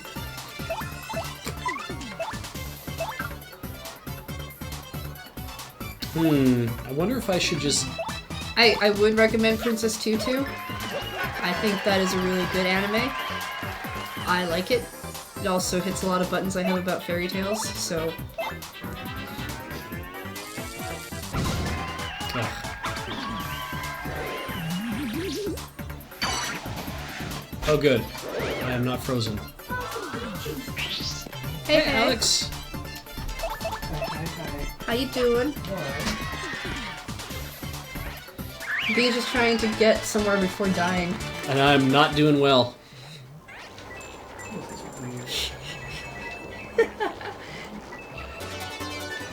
Got a badge. When did you turn purple? Oh, because I'm wearing the Luigi badge, which changes all my clothes green. And then I'm wearing the Wario badge, which would change all my clothes yellow, except that Waluigi exists. And so I'm Wario, but I'm Luigi version of Wario, which is Waluigi. So. Waluigi. Waluigi. I'm conflicted. I love that as a... Did I tell you about the why they do Waluigi instead of... It's such a clever wordplay. Yeah, it is. That doesn't translate. No, it Yep. doesn't at all. But it works out so well. It's like... Because... For those of you watching at home, the word warui means bad in Japanese. Yeah. So it's really clever. Bad Luigi. Waluigi.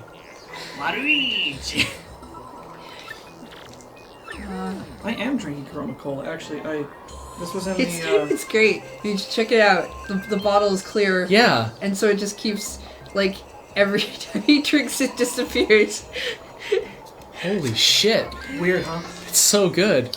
This is the soda that we got at PAX. Do you want to show them the label on the... I do. Alright. Some clever bastard did this one. It's hard to see everybody. Yeah, it's blurry as shit, but Yeah. trust us. Tastes like bubblegum. I need to save... Oh, Beej and Alex opinion error. Did you just have to go home soon? Yeah. Yeah, shit. Peach is trying to Save. save the game somewhere. The door just opened on its own. I'm not really sure, because I don't pay attention to what he's doing half the time. Oh my god, it just shut again. Spoops! Oh, Mercano's disappointed that it's not secretly club soda.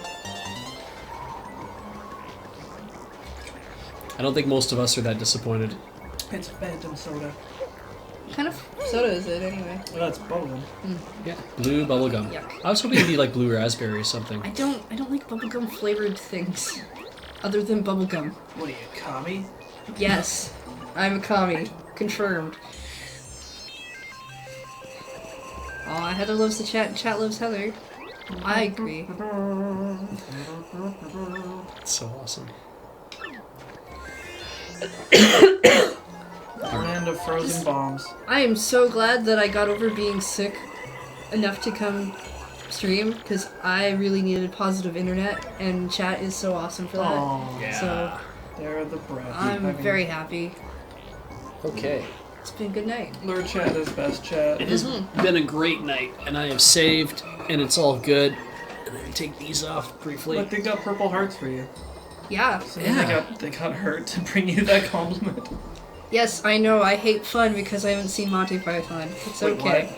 Yeah. Yeah. Oh my god, how Yeah, dare it's, I- it's all sarcastic. No one's really. No one's No. holding it to No that. one really believes No, that. but we're supposed to get really upset. Because No. how could you not see such a seminal I'm piece of I'm film? so rage fatigued that I'm just happy to be someplace that's nice. So it's all good. Positive true. feelings and good things. Only good things here. Well, I'm feeling better now, so I'm hoping to pump more positivity on the internet this week. there was a question about whether or not when Hatoful Boyfriend will be coming. Hatofuru. GOG. What? GOG.com, goodoldgames.com. So we already have it. Okay, because they're carrying it for like $10. We have it and it's installed. Nice. Cool. So we just gotta beat Kathleen. Yeah, we got to get to stream before she does. Well, that's not hard. That too. I can do that. Yeah. But stream yeah, we before also anybody. have our. I've got nothing to do during the day. We should be doing another muscle box at some point. I think. A what? A mystery box. Oh, muscle box. I didn't say muscle box. Are you giving the game away? Like, Trying not to. Everybody knows something's going to happen, so. They've all been crying for it. Yeah, they've been waiting and waiting for it, but. Also, Mystery Beej kind of box. gave it away accidentally last time. Well, because people kept asking, like, you gonna play this game? I'm like, yes, Yeah. we're gonna try to play this game. Are you gonna play this game? I'm like, yes, we're gonna try to play this game too. So it's like, I it's can't coming, wait but- till you play that game that you said you'd never play that I know about and I'm not telling anyone about because I can't wait for the chat to freak out. Oh about yeah, it. they'll love that. That has Yeah. nothing to do with what Alex and I will Nope. be doing, but. But So it at some makes me point, happy. at some point, we will be getting all that together. We we promise. also have a shitload of a moderate number of Arlen backer tiers to get through, That's true. which Yeah. means extra Let's Nopes maybe. We'll see. Oh, is that what most of the games are? Or let's not call I them? got requested 5 times. And they're Everybody all else for, on the list is on like once or maybe twice. and they're all for Nope games essentially. But I think 3 of them are. Are there any watch somebody and wa- plays? No. Because it would seem to It's be all like, pretty good. Like, somebody wants me to play Alone in the Dark. Another person wants me to play Clyde Barker's Undying. Oh, And okay. there's something else. I don't remember what it is. Nice. No, it's a Kerbal Space Program with Oh! with Graham. Well, that'll be fun. Yeah. I mean, it doesn't make a very good watch and play, but I mean, you. Are you kidding? Have you seen Kerbal? I've seen screenshots of it, and I've seen people like I've read You a take lot little about how to- space people and Yeah. you crater them and they die Yes. burning. What? But that's not a terrible game, right? That's not. Sounds I guess fantastic. it has more to do with more in common with like Goat Simulator than anything. That's a good point. So, well, let's wrap it because it is 9:42, and we you always want to wrap it. I'm going to straight wrap Put a it. Seriously. little bow on it. Yeah. I was trying to give them like. Never mind. So, and with that, this has been Beej's Backlog, and I am Beej, and this is Heather, and joining us briefly was Alex.